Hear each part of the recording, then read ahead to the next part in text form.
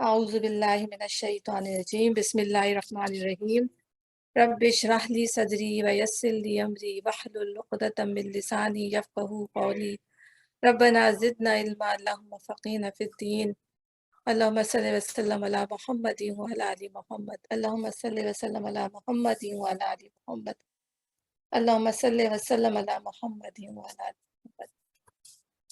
अच्छा, हमने जो है अपनी आयत को ख़त्म किया था।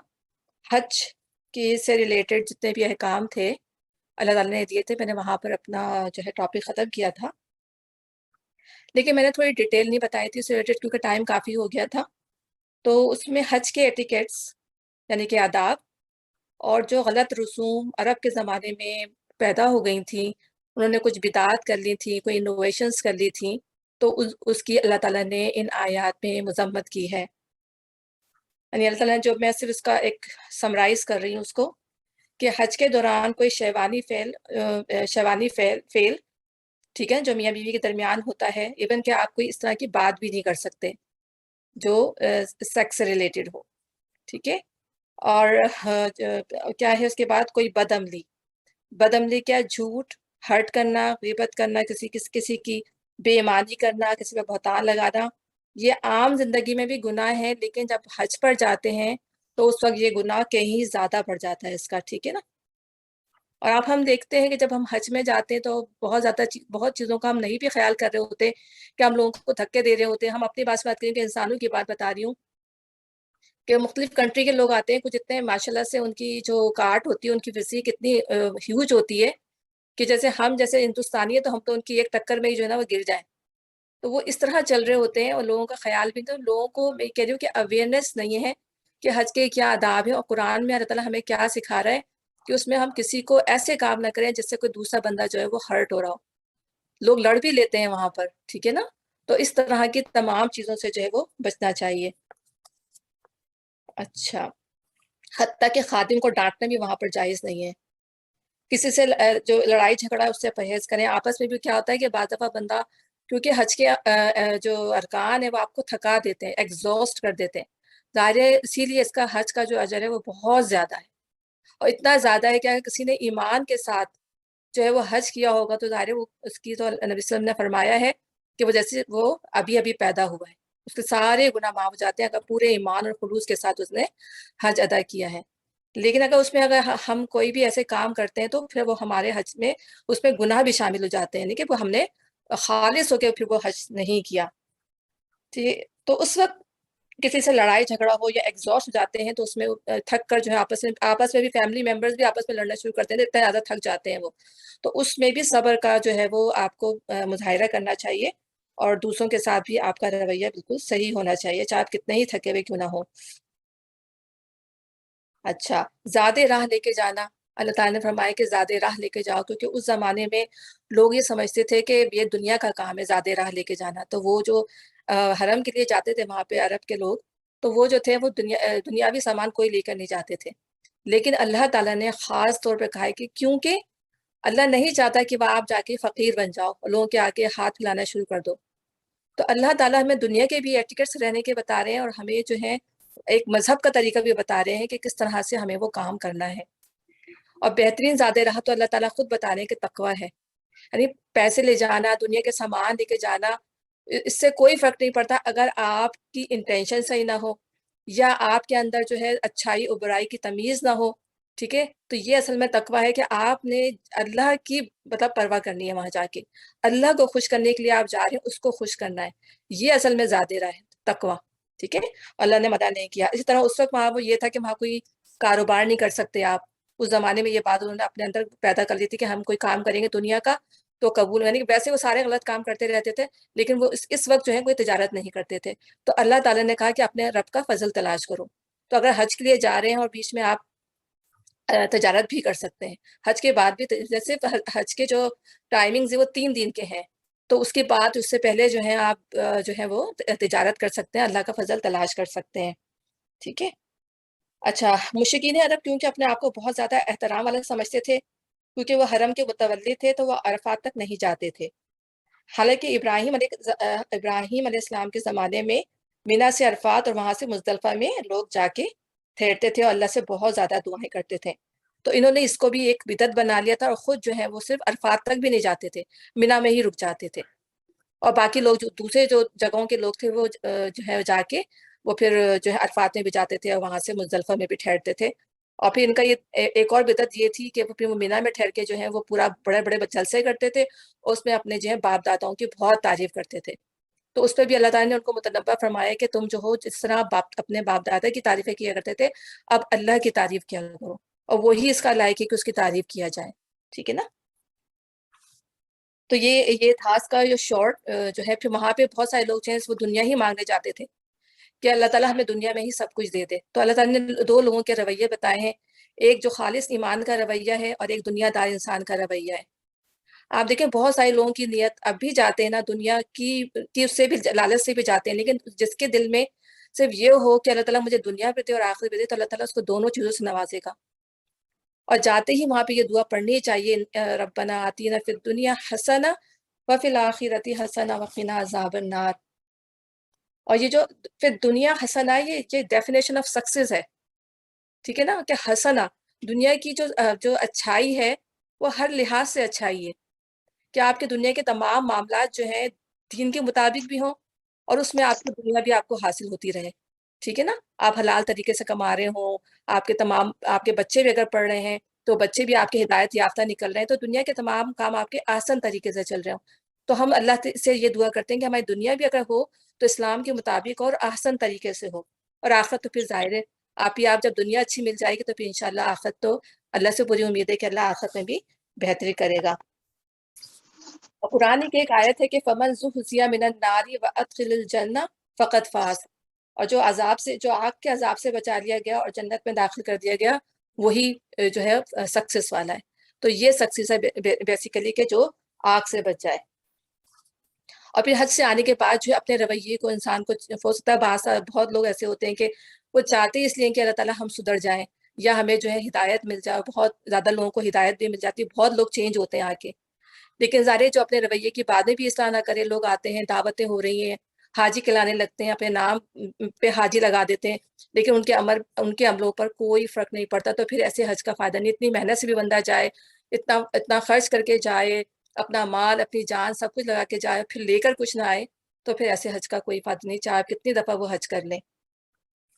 اور پھر یہ کہ حج جو ہے ایک بار فرض ہے زندگی کے اندر، اور اگر اللہ تعالیٰ نے استطاعت دی ہے تو پھر انشاءاللہ آپ ضرور اللہ تعالیٰ ہمیں توفیق دے کے ہم اس حج کو ضرور کریں. اللہ تعالیٰ ہمیں ہمت، کیونکہ اس میں دو سب چیزیں آ جاتی ہیں، آپ کی ہمت بھی، آپ کی صحت بھی، آپ کی استطاعت بھی، سب اس کے اندر شامل ہے. تو حج فرض ہی جب ہوگا جب آپ ان تمام معیارات پہ پورا اترتے ہوں گے. آپ کے پاس پیسہ ہے لیکن آپ کی صحت اس قابل نہیں ہے کہ آپ وہاں جا کے اس کے ارکان کو ادا کر سکیں، یا آپ کی صحت اچھی ہے لیکن آپ کے پاس پیسے نہیں ہیں ٹھیک ہے اس کو کرنے کے لیے، تو اللہ تعالیٰ نے ان تمام معاملات میں رعایت رکھی ہے. جب تمام شرائط آپ کی حج کی پوری ہوں گی تو پھر آپ حج کرنے کے ایبل ہوں گے. اچھا، اب آگے پڑھتے ہیں. انسانوں میں بسم اللہ الرحمن الرحیم، انسانوں میں کوئی تو ایسا ہے جس کی باتیں دنیا کی زندگی میں تمہیں بہت بھلی معلوم ہوتی ہیں اور اپنی نیک نیتی پر وہ بار بار اللہ کو گواہ ٹھہراتا ہے، مگر حقیقت میں وہ بدترین دشمن حق ہوتا ہے. جب اسے اقتدار حاصل ہو جاتا ہے تو زمین میں اس کی ساری دوڑ دھوپ اس لیے ہوتی ہے کہ فساد پھیلائے، کھیتوں کو غارت کرے اور نسل ثانی کو تباہ کرے. حالانکہ اللہ جسے وہ گواہ بنا رہا تھا فساد کو ہرگز پسند نہیں کرتا. اور جب اسے کہا جاتا ہے کہ اللہ سے ڈر تو اپنے وقار کا خیال اسے گناہ پر جماعت دیتا ہے. ایسے شخص کے تو بس جہنم بھی کافی ہے اور وہ بہت برا ٹھکانہ ہے. بعض لوگ ایسے بھی ہوتے ہیں ظاہر ہے جن کا جو کہتے تو ہیں کہ ہم مسلمان ہیں، لیکن ان کے کبر کا عالم آپ دیکھیں اور ان کا جو ہے بڑائی کا عالم آپ دیکھیں کہ جب ان کو ڈرایا جاتا ہے اللہ تعالیٰ سے کہ تم جو یہ کام کر رہے ہو تو تم یہ بالکل غلط کر رہے ہو، تو کیا ہوتا ہے، کہتا ہے مطلب آپ اپنے کام سے کام رکھیں، مجھے چھوڑ دیں، جو کچھ میں کر رہا ہوں میں کر رہا ہوں. ٹھیک ہے نا. کسی غلط بات پہ اگر اس کو ٹوکا جائے یا سمجھایا جائے تو کیا کہ مائنڈ یور اون بزنس، اپنے کام سے کام رکھو، مجھے بولنے کی ضرورت ہے. یعنی اللہ کا جو ڈر جو ہے اس کو گناہ پہ جما دیتا ہے، یعنی اس کو اللہ کی پرواہ ہی نہیں ہوتی. ہمارا سابقہ پڑھتا ہے ایسے بہت سارے لوگوں سے دنیا کے اندر پڑھے گا اور پڑھتا ہے کہ ان کو یہ پرواہ ہی نہیں ہوتی کہ اللہ ہم سے ناراض ہو رہا ہے یا ہم سے خوش ہو رہا ہے. صرف وہ دنیا کے لیے جی رہے ہیں اور انہیں وہ سمجھتے ہی نہیں کہ انہیں اللہ کے پاس لوٹ کر بھی جانا ہے. اور جب سے کہا جاتا اچھا تو ایسے شخص تو بس جہنم ہی کافی اور بہت برا ٹھکانہ ہے، دوسری طرف انسانوں میں کوئی ایسا بھی ہے جو رضائی الہی کی طرف میں اپنی جان کھپا دیتا ہے، اور ایسے بندوں پر اللہ بہت مہربان ہے۔ تو اللہ تعالیٰ نے دونوں رویے بتا دیے کہ ایسے شخص کا رویہ بھی اور ایک اس شخص کا رویہ کہ وہ ہر حال میں جو ہے وہ اللہ سے ڈرتا رہتا ہے۔ میں نے آپ کو حضرت عمر کے بارے میں بتایا تھا کہ کتنے زیادہ وہ اللہ سے ڈرنے والے تھے کہ ان سے کہتے تھے حضرت عمر سے اگر کوئی کہتا تھا کہ عمر اللہ سے ڈر، تو وہ ڈر کے مارے اپنا گال جو زمین پر رکھ دیتے کہ اس نے مجھے روک دیا کہ اللہ سے ڈرنا ہے۔ تو صحابہ کرام کا جو تھا وہ تقوی کا جو ہے یہ عالم تھا، ٹھیک ہے نا؟ اور جو یہ وہ لوگ ہیں جن کے اوپر اللہ نے بتائی وہ منافقین ہیں۔ تو منافقین میں جیسے ہم ابھی پڑھیں گے عبداللہ بن ابی جو تھا منافقین کا سردار تھا، وہ دھڑلے سے جو ہے وہ اپنی جو ہے اس کو جتنا بھی سمجھا لے جائے کچھ بھی، لیکن وہ کرتا تکبر اور جو ہے مسلمانوں سے اس کی عداوت اور بغض جو تھی وہ نظر آتا تھا، لیکن اس کے باوجود کہ یہ کہ وہ مسلمانوں کے ساتھ رہتا تھا، مسلمانوں کے ساتھ نماز پڑھتا تھا، اس کو کوئی کچھ کہہ نہیں سکتا تھا، ٹھیک ہے نا؟ تو یہ انہی منافقین کے بارے میں بات ہوئی ہے۔ تو اللہ تعالیٰ آگے فرما رہے ہیں اے ایمان لانے والوں تم پورے کے پورے اسلام میں آ جاؤ اور شیطان کی پیروی نہ کرو کہ وہ تمہارا کھلا دشمن ہے۔ اللہ تعالیٰ ہمیں دعوت دے رہے ہیں اسلام کو پورا کا پورا قبول کرنے کے لیے۔ ایسا نہ ہو کہ ہم جو ہے وہ آدھا پونا اسلام قبول کریں، آدھی چیزوں کو ہم مانیں اور آدھی چیزوں کو ہم نہ مانیں، ٹھیک ہے؟ ایسا نہیں ہو سکتا۔ تو اللہ تعالیٰ نے ہمیں بتا دیا کہ اسلام کو جو ہے اگر ہمیں کرنا، یہ ایسا نہیں کہ فرض ہم نے جو ہے نمازیں پڑھ لی تو روزہ چھوڑ دیا، روزہ رکھ لیا تو نمازیں چھوڑ دی۔ تو اگر فرض کریں اگر ہمیں روزہ رکھنا ہے تو ہمیں روزے کے اندر تمام شرائط کو پورا کرنا ہوگا، ہمیں نمازیں بھی پڑھنی ہوں گی، ہمیں قرآن بھی پڑھنا ہوگا، روزہ بھی رکھنا ہوگا، ٹھیک ہے نا؟ اور جن جن چیزوں سے اللہ تعالیٰ نے روکا ہے وہاں ہمیں رکنا ہوگا۔ تو پورے سے مراد ہے کہ اللہ تعالیٰ نے جتنے بھی احکامات دیے ہیں ان احکامات پر ہمیں عمل کرنا ہے۔ ہم پڑھتے چلے جا رہے ہیں نا کتنے سارے احکامات اللہ نے دیے اور آگے بھی آئیں گے وہ احکامات۔ تو ایسا نہیں کرنا جیسے یہودیوں اور عیسائیوں نے کیا تھا کہ جہاں مرضی ہوتی تھی مان لیتے تھے، جہاں مرضی نہیں ہوتی تھی اس کو چھوڑ دیتے تھے۔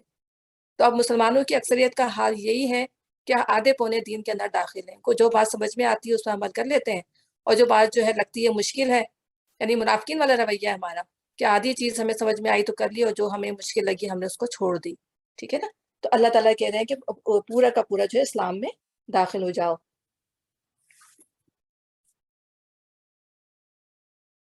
اور دوسری بات یہ کہ یہاں سے میں پڑھتی ہوں کہ ان سے ایک اہم حقیقت پر روشنی پڑتی ہے۔ اس دنیا میں انسان کی ساری آزمائش صرف اس بات کی ہے کہ وہ حقیقت کو دیکھے بغیر مانتا ہے یا نہیں، اور ماننے کے بعد اتنی اخلاقی طاقت رکھتا ہے یا نہیں کہ نافرمانی کا اختیار رکھنے کے باوجود فرما برداری اختیار کرے۔ چنانچہ اللہ تعالیٰ نے انبیاء کی بعثت میں، کتابوں کی تنزیل میں، حتیٰ کہ معجزات تک میں عقل کے امتحان اور اخلاقی قوت کے آزمائش کا ضرور لحاظ رکھا ہے، ٹھیک ہے نا؟ اور کبھی حقیقت کو اس طرح بے پردہ نہیں کرتی ہے کہ آدمی کے لیے مانے بغیر چارہ نہ رہے، کیونکہ اس کے بعد تو آزمائش بالکل بے معنی ہو جاتی ہے اور امتحان میں کامیابی اور ناکامی کا کوئی مفہوم باقی نہیں رہتا۔ اچھا، اور شیطان کی پیروی نہ کرو کہ وہ تمہارا کھلا دشمن ہے، اور جو صاف صاف ہدایت تمہارے پاس آ چکی ہیں اگر ان کو پالنے کے بعد تم نے لغزش دکھائی تو خوب جان رکھو کہ اللہ سب پر غالب اور حکیم و دانا ہے۔ انسانی نصیحتوں اور ہدایتوں کے بعد بھی لوگ سیدھے نہ ہو تو کیا وہ اس کے منتظر ہے کہ اللہ بادلوں کا چتر لگائے، فرشتوں کے پرے ساتھ یا خود سامنے آ موجود ہو اور فیصلہ ہی کر ڈالا جائے؟ یعنی وہ اتنے زیادہ خودسر سے وہ بات ماننے کے لیے تیار ہی نہیں تھے، تو انہوں نے کہا کہ اب کیا بس اس کے منتظر ہے کہ اللہ تعالیٰ خود ہی سامنے حاضر ہو جائے فرشتوں کے ساتھ؟ آخرکار سارے معاملات پیش تو اللہ ہی کے حضور ہونے والے ہیں۔ بنی اسرائیل سے پوچھو کیسی کھلی کھلی نشانیاں ہم نے انہیں دکھائی ہیں، اور پھر یہ بھی انہی سے پوچھ لو کہ اللہ کی نعمت کے پانے کے بعد جو قوم اس کو شقاوت سے بدلتی ہے اسے اللہ کیسی سخت سزا دیتا ہے۔ کتنی بنی اسرائیل کی تاریخ جو ہے وہ 2,500 سال کے قریب ہے یا 2,000 سال کے قریب ہے کچھ روایات میں، تو لیکن اس میں جو ہے ان کا بہت ہی عروج و زوال آتا رہا ہے۔ جب انہوں نے اللہ تعالیٰ کے احکامات کو مضبوطی سے پکڑا تو اللہ تعالیٰ نے ان کو عروج دیا، ٹھیک ہے؟ اور جیسے ہی انہوں نے اللہ تعالیٰ کی جو ہے نافرمانیاں شروع کی تو اللہ تعالیٰ نے ان کو جو دوسری قوموں کو ان پر برتری دے دی اور ان کو جو ہے بہت مطلب بالکل پست اور زوال کر کے رکھ دیا۔ تو جب وہ پست اور زوال ہو جاتے تھے تو اس وقت پھر ان کے اندر وہ ہوتی تھی کہ یہ ہمارے ساتھ کیا ہو رہا ہے۔ پھر ان کے اللہ تعالیٰ پیغمبر بھیجتے تھے، پھر پیغمبر ان کو پھر اکٹھا کرتے تھے، پھر ان کے اندر نئی روح پھونکتے تھے اور اس کے بعد وہ دوبارہ جو ہے ایک نئی قوم بن کے ابھرتی تھی دوبارہ۔ تو اللہ تعالیٰ یہ کہہ رہے ہیں کہ ان کو تو پتہ ہی ہے، وہ اس کا مزہ چکھ چکے ہیں آلریڈی۔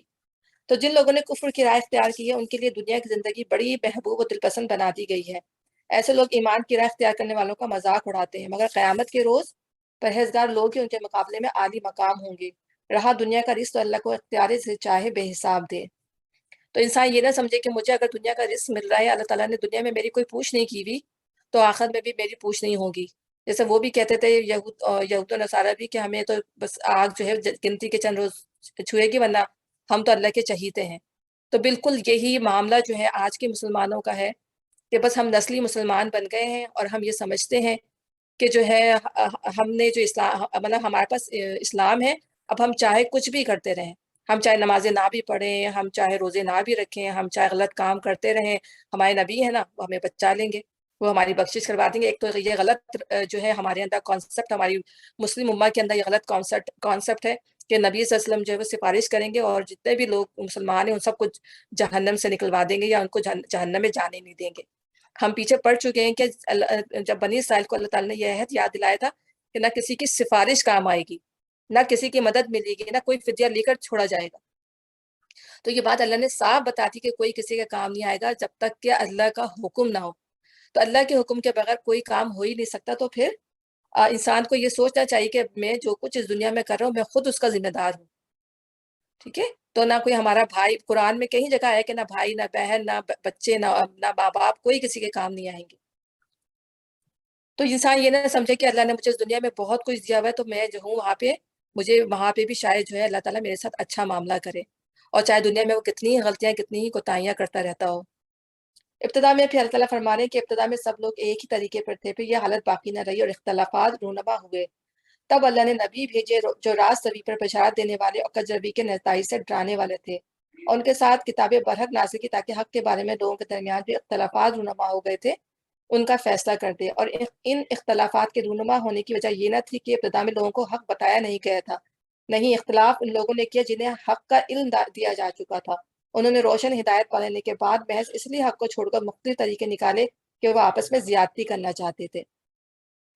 یہ بات اس وقت بھی تھی اور یہ بات آج کے دور میں بھی ہے۔ اب جس کے پاس آپ دیکھیں جتنی نالج آتی ہے وہ اپنی نالج ہی کے اندر مگن ہے۔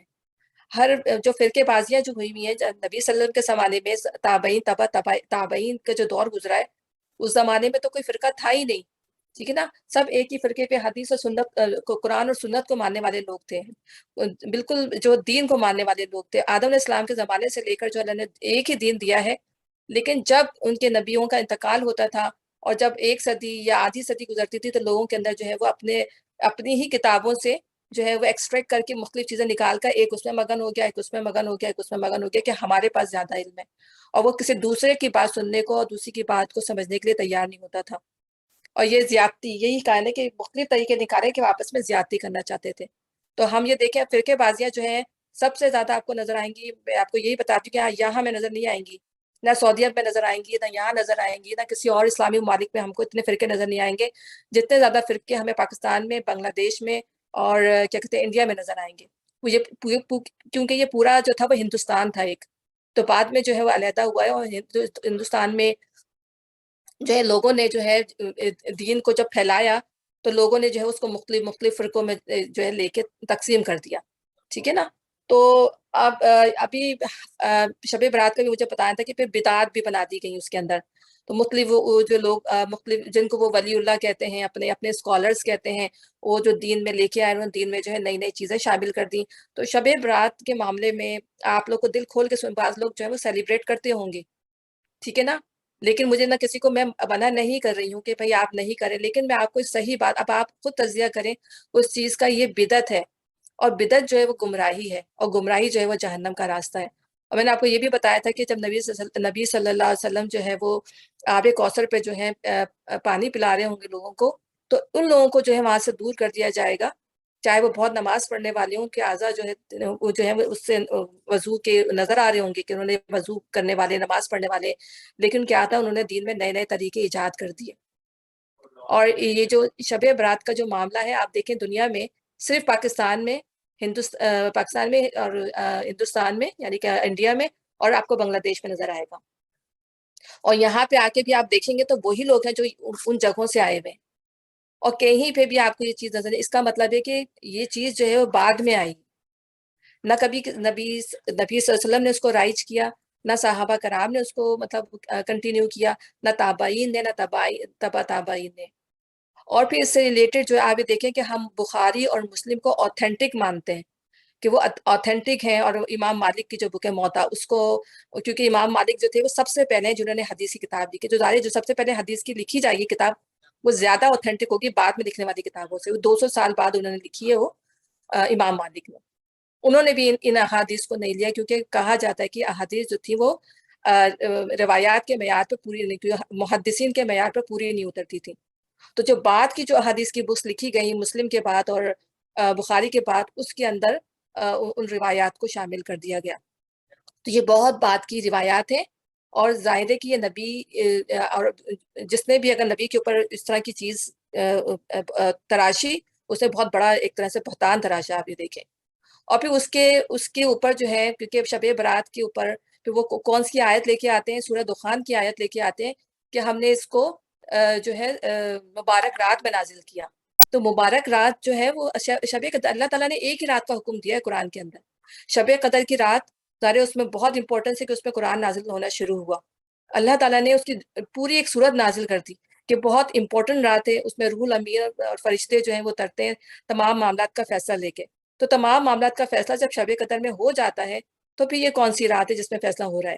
کہاں اس کی ہمیں جو ہے وہ تحقیق ملتی ہے، یا پھر اس کو تو آپ یہ دیکھیں کہ ہم قرآن کو جیسے یہودی عیسائی نے ٹویسٹ کیا تھا نا قرآن میں، اپنے تورات میں انجیل میں چینجز کی تھی، تو ہمیں جو ہے یہ چیز نہیں ملی کہ ہم قرآن کو تو چینج نہیں کر سکتے، تو ہم نے قرآن کی آیات کو ادھر سے اٹھا کے ادھر رکھ دیا۔ تو اس میں جو سورۃ دخان کی جو شروع کی آیت ہے، اِنَّا أَنزَلْنَاهُ فِي لَيْلَةٍ مُبَارَكَةٍ، ہم نے اس قرآن کو مبارک رات میں نازل کیا، اور جو ہے اس میں ہر کام کے حکیمانہ فیصلے اللہ کے حکم سے کیے جاتے ہیں۔ تو اب کہاں ہے وہ چیز جس کی بیس پر ہم یہ کہتے ہیں، اور اس کو پھر ظاہر سی بات ہے جب ایک چیز رائج ہو جاتی ہے تو اس کو اتنی امپورٹنس دے دی جاتی ہے کہ وہ اصل چیزیں جو ہوتی ہیں وہ ہٹ جاتی ہیں۔ آپ دیکھیں شب قدر کی اتنی امپورٹنس آپ کو نظر نہیں آئے گی جتنی امپورٹنس آپ شب قدر میں، ایک شور مچا ہوا ہوتا ہے لوگوں کا کہ شب قدر کا بھی جی کب منانی ہے، کب کرنی ہے، کیسے جاگنا ہے، نہیں، یہ چیز جو ہے کسی بھی اس سے ثابت نہیں ہے۔ میں صرف آپ کی انفارمیشن کے لیے بات بتا رہی ہوں، کیونکہ جب انسان قرآن پڑھ رہا ہوتا ہے، ہمارے گھر بھی یہ تمام چیزیں ہوتی تھی، حلوے بھی بنتے تھے، یہ سب کچھ ہوتا تھا، لیکن جب ہم قرآن کو پڑھا ہے، اس سے اویئرنیس آئی ہے، تو پتہ چلا ہے کہ یہ چیز بدعت تھی، یہ چیز صحیح نہیں ہے۔ اور ہمارے جو پورے صرف ہمارے جو ہے ہندوستانی کا کہہ لو کہ جو وہ ایریا ہے، جو اس ایریا میں ہی ہے یہ چیزیں، نہ آپ دیکھیں سعودی عرب میں یہ چیز ہوتی ہے، اور جتنے بھی جو مسلم ممالک ہیں آپ کہیں بھی دیکھ لیں یہ چیزیں وہاں کے لوگ نہیں کرتے، یہ پاکستانی جا کے یا انڈین جا کے یا بنگلہ دیشی جا کے کر رہے ہوں، لیکن کوئی اور نہیں کرتا یہ چیزیں۔ تو انسان کو جو ہے نا کھلے دل سے، جب آپ نے اپنا دل جو ہے قرآن کے لیے کھول لیا نا، اوپن کر لیا ہے، تو ہمیں ان چیزوں کو دیکھنا ہے کہ واقعی ہم یہ غلط کر رہے ہیں یا نہیں۔ آپ خود جائیں، آپ خود تحقیق کریں، آپ خود اس میں جا کے پڑھیں، اور یہی نبی صلی اللہ علیہ وسلم نے کہا تھا نا کہ علماء سو پیدا ہوں گے جو لوگوں کی غلط رہنمائی کریں گے، تو وہ علماء ہیں جنہوں نے بس وہ غلط چیزوں کو جو ہے وہ اس پہ شامل کر کے اس کو بہت بڑھا چڑھا کے جو ہے وہ شامل کر دیا۔ آپ دیکھیں عید میلاد النبی بنائے، میں ٹاپک پہ سے آ گئی ہوں، لیکن میں ایک بات اس لیے کر رہی ہوں کہ اب یہ بہت جو ابھی ہونے والی شاید شب برات ہے، شاید کل یا پرسوں، مجھے تو ڈیٹ کا بھی نہیں پتا۔ ہاں، روزہ رکھنے کے معاملہ یہ ہے کہ جو لوگ 13 14 15 کا روزہ رکھتے ہیں شعبان کا، وہ رکھیں اپنا روزہ، لیکن روزے کی بھی اس میں کوئی وہ نہیں ہے، رات جاگنے کی بھی اس میں کوئی وہ نہیں ہے، لیکن جو used to the people who are used to do کہ 13 14 15 کا وہ روزہ رکھتے ہیں، تو وہ اپنے روٹین کے مطابق جو ہے وہ روزہ رکھیں گے، اس میں رات جاگنے کا بھی کہیں کوئی حکم نہیں آتا، ٹھیک ہے۔ اور اسی طرح دیکھیں پہلے نبی وسلم کی عید میلاد النبی بنائی جاتی تھی، اب اس کو بڑھا کر آپ دیکھیں وہ پوری برتھ ڈے بنائی جاتی ہے، کیک کاٹے جاتے ہیں بڑے بڑے، بالکل وہی حال کر دیا، مطلب دین میں آپ دیکھیں انوویشنز، کہ جیسے کرسچن کرتے ہیں نا اپنے اپنے نبی کا کیک کاٹتے ہیں، بالکل ہم نے بھی اپنا کرسچن والا عقائد بنا دیے کہ وہ اس طرح کرتے ہیں تو ہم اپنے لبادے میں ہم اس طرح کے کام کر لیں۔ تو یہ کون کرتے ہیں؟ آگے آگے سارے جو ہیں وہ مولوی اور آگے آگے سارے علماء جا رہے ہوتے ہیں، اور وہ لوگوں کو لیڈ کر رہے ہوتے ہیں ان کاموں کے لیے، بڑے بڑے کیک بنتے ہیں، کئی کئی ٹن وزنی جو ہے وہ کیک بن رہے ہوتے ہیں۔ تو کیا یہ دین کا مذاق ہے؟ ہمارے نبی جو ہے دین کو، قرآن کو بتانے کے لیے آئے تھے، قرآن کو سمجھانے کے لیے آئے تھے، اس پہ عمل کرانے کے لیے آئے تھے، ان چیزوں کو لے کے نہیں آئے تھے کہ ہم صرف دن مناتے رہیں۔ ہمارے اللہ کیوں، اللہ ہمارے نبی جو ہے وہ کس بات سے خوش ہوتے اگر زندہ ہوتے کہ میرے جو ہے میرے بھائی بہن جو ہیں جن کو میں نے اسلام پہنچایا وہ اس پہ عمل کر رہے ہیں، اس کو سمجھ کے پڑھ رہے ہیں، اس کو جو ہے اب زندگیوں میں قرآن کہیں نہیں ہے، عملوں میں قرآن کہیں نہیں ہے، لیکن صرف ایک دن منانے کے لیے، ٹھیک ہے نا، ایک اس کے لیے جو ہے ہم اپنا سارا وہ کر دیتے ہیں، اور تمام جتنا بھی بدعت کے کام ہے وہ سارے ہم جو ہے وہ کر لیتے ہیں. اپنا دل کو ٹٹولیں، اپنے دل کو دیکھیں کہ واقعی ہم یہ صحیح کر رہے ہیں یا نہیں کر رہے ہیں. ٹھیک ہے نا.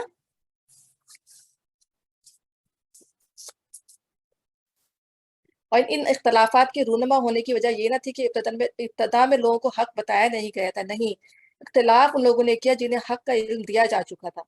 ٹھیک ہے، یہ اختلافات ہی ہیں کہ کوئی یہ کر رہے ہیں کام تو وہ اختلاف، وہ الگ ہو گئے وہ لوگ، اور جو لوگ یہ کام نہیں کر رہے وہ الگ ہو گئے ہیں.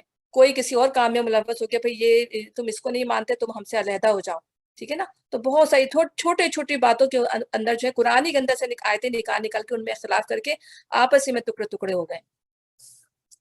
پر جو لوگ انبیاء پر ایمان لے آئے انہیں اللہ نے اپنے حضور سے اس حق کا راستہ دکھا دیا جس میں لوگوں نے اختلاف کیا تھا. اللہ جسے چاہتا ہے راہ راست دکھا دیتا ہے. تو واقعی جو دل سے اسلام پر چلنا چاہتا ہے، دل سے اسلام کو ماننا چاہتا ہے، اس میں مزے نہیں چاہیے. دین کے اندر دین کے لحاظ سے مزے نہیں کرنے کا حکم ہے کہ اب دین میں ہمیں کچھ مل نہیں رہا تو لاؤ ہم اس طرح مزے کر لیں، ہم حلوے بنا لیں، ہم بانٹ دیں، ہم یہ کر دیں. ٹھیک ہے نا. تو یہ دین جو ہے وہ اس طرح کے کام کرنے کے لیے نہیں ہے. دین تو سیدھا سادہ جو ہے، آپ اس کو اللہ کی عبادت کریں، قرآن اور اچھی بات خود بھی کریں اور دوسروں کو بھی اس کی جو ہے وہ تلقین کریں. پھر کیا تم لوگوں نے یہ سمجھ رکھا ہے کہ یوں ہی جنت کا داخلہ تمہیں مل جائے گا، حالانکہ ابھی تم پر وہ سب کچھ نہیں گزرا جو تم سے پہلے ایمان لانے والوں پر گزر چکا ہے. ان پر سختیاں گزری، مصیبتیں آئیں، ہلا مارے گئے، حتیٰ کہ وقت کا رسول اور اس کے ساتھی اہل ایمان چیخ اٹھے کہ اللہ کی مدد کب آئے گی. تو یہ دیکھیں آپ کو اسلام جو ہمیں ملا ہے کتنی محنتوں کے بعد ملا ہے. آپ یہ دیکھیں 23 سال کا عرصہ جو تھا وہ نبی اور ان کے صحابہ کرام پر کتنا شدید تھا. ایک لمحہ ان کو مطلب ایسا نہیں تھا کہ ان کو سکون کا ملا ہو کہ وہ سکون کی نیند سوتے ہوں.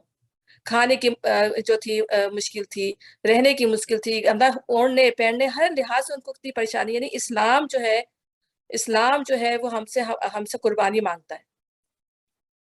ٹھیک ہے نا. لیکن آج آپ دیکھیں ہم کتنے پیس میں، وہ اس وقت جو نبی کے ساتھ جو لوگ ہوتے ہیں ان کی بہت سخت آزمائش ہوتی ہے.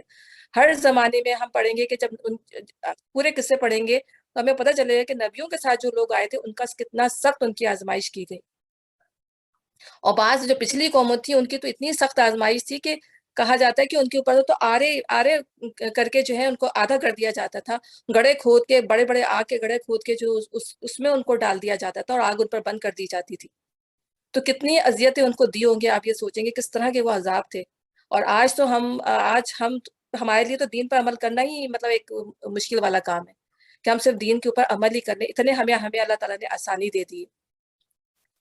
اور اللہ تعالیٰ نے ہمیں دعا بھی یہ سکھائی. ہمیں جو لاسٹ آیتیں دی ہیں، ربنا لا تؤاخذنا ان نسینا واخطانا ربنا ولا تحمل علينا اصرا كما حملته على الذين من قبلنا ربنا ولا تحملنا ما لا طاقة لنا به. کہ اللہ تعالیٰ ہم سے بھول چوک میں جو گناہ ہو جائے اس پہ ہمیں پکڑنا نہیں، اور ہم پہ بوجھ نہ ڈالنا جو تو نے ہم سے پہلی قوموں پہ ڈالے تھے، اور ہم پہ وہ بار نہ رکھ جس کی اٹھانے کی ہمیں طاقت نہیں. یہ دعا بھی اللہ تعالیٰ نے ہمیں سکھا دی کہ کیونکہ اللہ تعالیٰ کو پتا تھا کہ ہمارے اندر شاید وہ چیز سہنے کی طاقت نہیں جو پچھلی قوموں کے اندر کی گئی تھی. تو اللہ تعالیٰ نے مسلمانوں کو، کیونکہ اس سے پہلے جو آیات آئی تھی کہ اس میں یہ تھا کہ اللہ تعالیٰ ہمارا جو ہے وہ ہمارے دل کے اندر کا بھی محاسبہ کرے گا. تو صحابی ڈر گئے کہ اللہ تعالیٰ ہمارے دل کا محاسبہ بھی ہوگا. تو پھر اللہ تعالیٰ نے پھر یہ آیتیں اس کے رسپانس پہ نازل کی تھی کہ اللہ تعالیٰ جو ہے کسی انسان پہ اس کی استطاعت کے زیادہ کا بوجھ نہیں ڈالتا. اللہ کو پتہ ہے کون انسان جو ہے کتنا برداشت کر سکتا ہے، اور اس کی صحیح کے مطابق ہی اس سے حساب کتاب لیا جائے گا. اللہ تعالیٰ انسان کی کوشش دیکھے گا، رزلٹ نہیں دیکھے گا کہ اس کا رزلٹ کیا نکلا. ایک بندہ قرآن پڑھنے کی کوشش کرتا ہے لیکن نہیں پڑھ پاتا، اس کی زبان نہیں چل رہی ہوتی، لیکن وہ کوشش کرتا ہے، دل سے کوشش کرتا ہے کہ میں قرآن صحیح پڑھوں. اور ایک وہ شخص جو قرآن فلوئنٹلی پڑھتا ہے تو اس کا اجر زیادہ ہے جو پوری محبت کے ساتھ قرآن پڑھ رہا ہوتا ہے لیکن پڑھ نہیں پا رہا ہوتا کیونکہ اس کی زبان صحیح نہیں چلتی، کوشش اس کی پوری ہے. تو اللہ تعالیٰ جو ہے وہ انسان کی جو ہے وہ کوشش کو دیکھتا ہے. ٹھیک ہے. ہمارے یہاں ہمارا جو رزلٹ ہوتا ہے وہ ہمارا جو امتحان ہوتا ہے رزلٹ کی بیس پہ ہوتا ہے. بچے پیپر دیتے ہیں، رزلٹ میں جو چار ڈٹا لگا کے بچوں نے پیپر دے دیا یا نقل کر کے پیپر دے دیا، نمبر پورے آئے ہوئے جی پاس ہو گیا. لیکن اللہ کتنا مہربان ہے، اللہ تعالیٰ بندے کی ہر کوشش کو دیکھتا ہے. نماز ہم کوشش کرتے ہیں کہ اللہ تعالیٰ ہماری نماز بہت اچھی ہو، سم ٹائم نہیں ہو پاتی، سم ٹائم ہم ڈسٹریکٹ ہو جاتے ہیں، سم ٹائم دنیا کی جو دوسری چیزیں ہوتی ہیں ہمارے دماغ میں آ جاتی ہیں اور نماز سے ہم ڈسٹریکٹ ہو جاتے ہیں، لیکن ہماری نیت پوری اچھی ہوتی ہے، لیکن اللہ تعالیٰ ہماری کوشش دیکھ رہا ہوتا ہے. کہ ہماری نیت اچھی تھی کہ ہم اچھی نیت سے اللہ تعالیٰ کے آگے نماز پڑھنے کے لیے کھڑے ہوئے تھے، لیکن نہیں کر پائے. تو اللہ تعالیٰ جو ہے ہماری ہر کوشش کو دیکھے گا، جو بھی ہم نے اس کے راستے میں کی ہوگی. بہت دل چاہتا ہے بن سنور کے نکلنے کا باہر، کیوں نہیں دل چاہتا ہر انسان کا، ہر خاتون کا دل چاہتا ہے کہ ہم بھی اچھی طرح نکلیں، بال کھلے ہوئے ہوں، لمبے لمبے ہمارے بھی مطلب ہو. بندہ سوچتا ہے نا کہ ہم کیوں نہ نکلیں. یہاں پہ آپ مغرب کی خواتین کو دیکھیں، ہم کیوں نہ ایسے ڈریس پہنے، لیکن کس کے لیے رکتے ہیں؟ ان تمام چیزوں سے کس لیے پرہیز کرتے ہیں؟ اللہ تعالیٰ، کیونکہ ہمیں اللہ تعالیٰ کی خوشنودی جو ہے وہ چاہیے. تو یہ تمام چیزیں جو ہم کس کے لیے کر رہے ہیں، ہم حجاب اوڑھ لیتے ہیں، سر پہ اپنا کر لیتے ہیں کہ ہمارے سر کے بال نظر نہ آئے، کس کے لیے کرتے ہیں؟ ہم اللہ تعالیٰ کے لیے کرتے ہیں کہ اللہ خوش ہو جائے. ٹھیک ہے نا؟ تو یہ تو بہت تھوڑا ہے، اس مطلب ہم کہہ رہے ہیں یہ تو رائی کے برابر بھی نہیں ہے جو ہم عمل کر رہے ہیں. لیکن اس زمانے میں جو تھے وہ لوگوں نے عمل بھی کرتے تھے، ان کے اوپر اس کے باوجود بھی آزمائشیں جو تھیں وہ سخت ترین تھی. تو حتیٰ کہ وقت کا رسول اور اس کے ساتھی اہل ایمان چیخ اٹھے کہ اللہ کی مدد کب آئے گی. اس وقت انہیں تسلی دی گئی کہ ہاں اللہ کی مدد قریب ہے. اور اسی لیے کہا جاتا ہے کہ تقریباً 70,000 لوگ جنت میں بغیر حساب کتاب کے داخل کر دیے جائیں گے. تو یہ وہی لوگ ہوں گے جنہوں نے رسول کی بات پر لبیک کہا ہو، ان کی ہر اس کے اوپر کہ وہ جو کہہ رہے ہیں وہ آمنا صدقنا. پہلے وقت میں جو ہے وہ یہ نا فور رنرز مقربین ہوں گے، یہ وہ لوگ ہوں گے جو نے ہر بات پہ جو کہتے ہیں کہ ہاں ہم راضی ہیں، ہم کریں گے. اللہ کا جیسا حکم آتا تھا انہوں نے کہا جی ٹھیک ہے ہم کریں گے. تو یہ وہ لوگ ہیں. اللہ تعالیٰ ہمیں بھی ان لوگوں میں شامل کرے اور ہمیں بھی مقربین کے اندر شامل کرے کہ ہم بھی جو سنیں ہم آگے بڑھ کر لپک کر ان چیز کو لے لیں. آمین. تو یہ وہ لوگ ہوں گے جو بغیر حساب کتاب کے جنت میں داخل کر دیے جائیں گے. اور جن لوگوں کا حساب کتاب وہ تو وہ مارے جائیں گے جن کا حساب جن کا اللہ نے حساب لے لیا نا، وہ لوگ مطلب وہ ہوں گے کہ اللہ تعالیٰ پتہ نہیں اب ہمارا کیا ہوتا ہے. تو 3 طرح کے لوگ ہوں گے. ایک وہ ہوں گے جو بغیر حساب کتاب کے جنت میں چلے جائیں گے، ایک وہ ہوں گے جو بغیر حساب کتاب کے جہنم میں چلے جائیں گے، اور ایک بیچ کا گروہ ہوگا جس کا حساب کتاب ہوگا. تو جب ہی ہم دعا مانگتے ہیں کہ اللہ حاسبنی حسابا یسیرا، اللہ ہمارا حساب کتاب آسان لینا. تو یہ ہم اس سے ڈرنا چاہیے کہ اللہ تعالیٰ ہم اسی گروہ میں شامل نہ ہوں کہ ہمیں جو تیرے آگے حساب دینا، کیونکہ ہمارے اعمال تو اس قابل ہے ہی نہیں.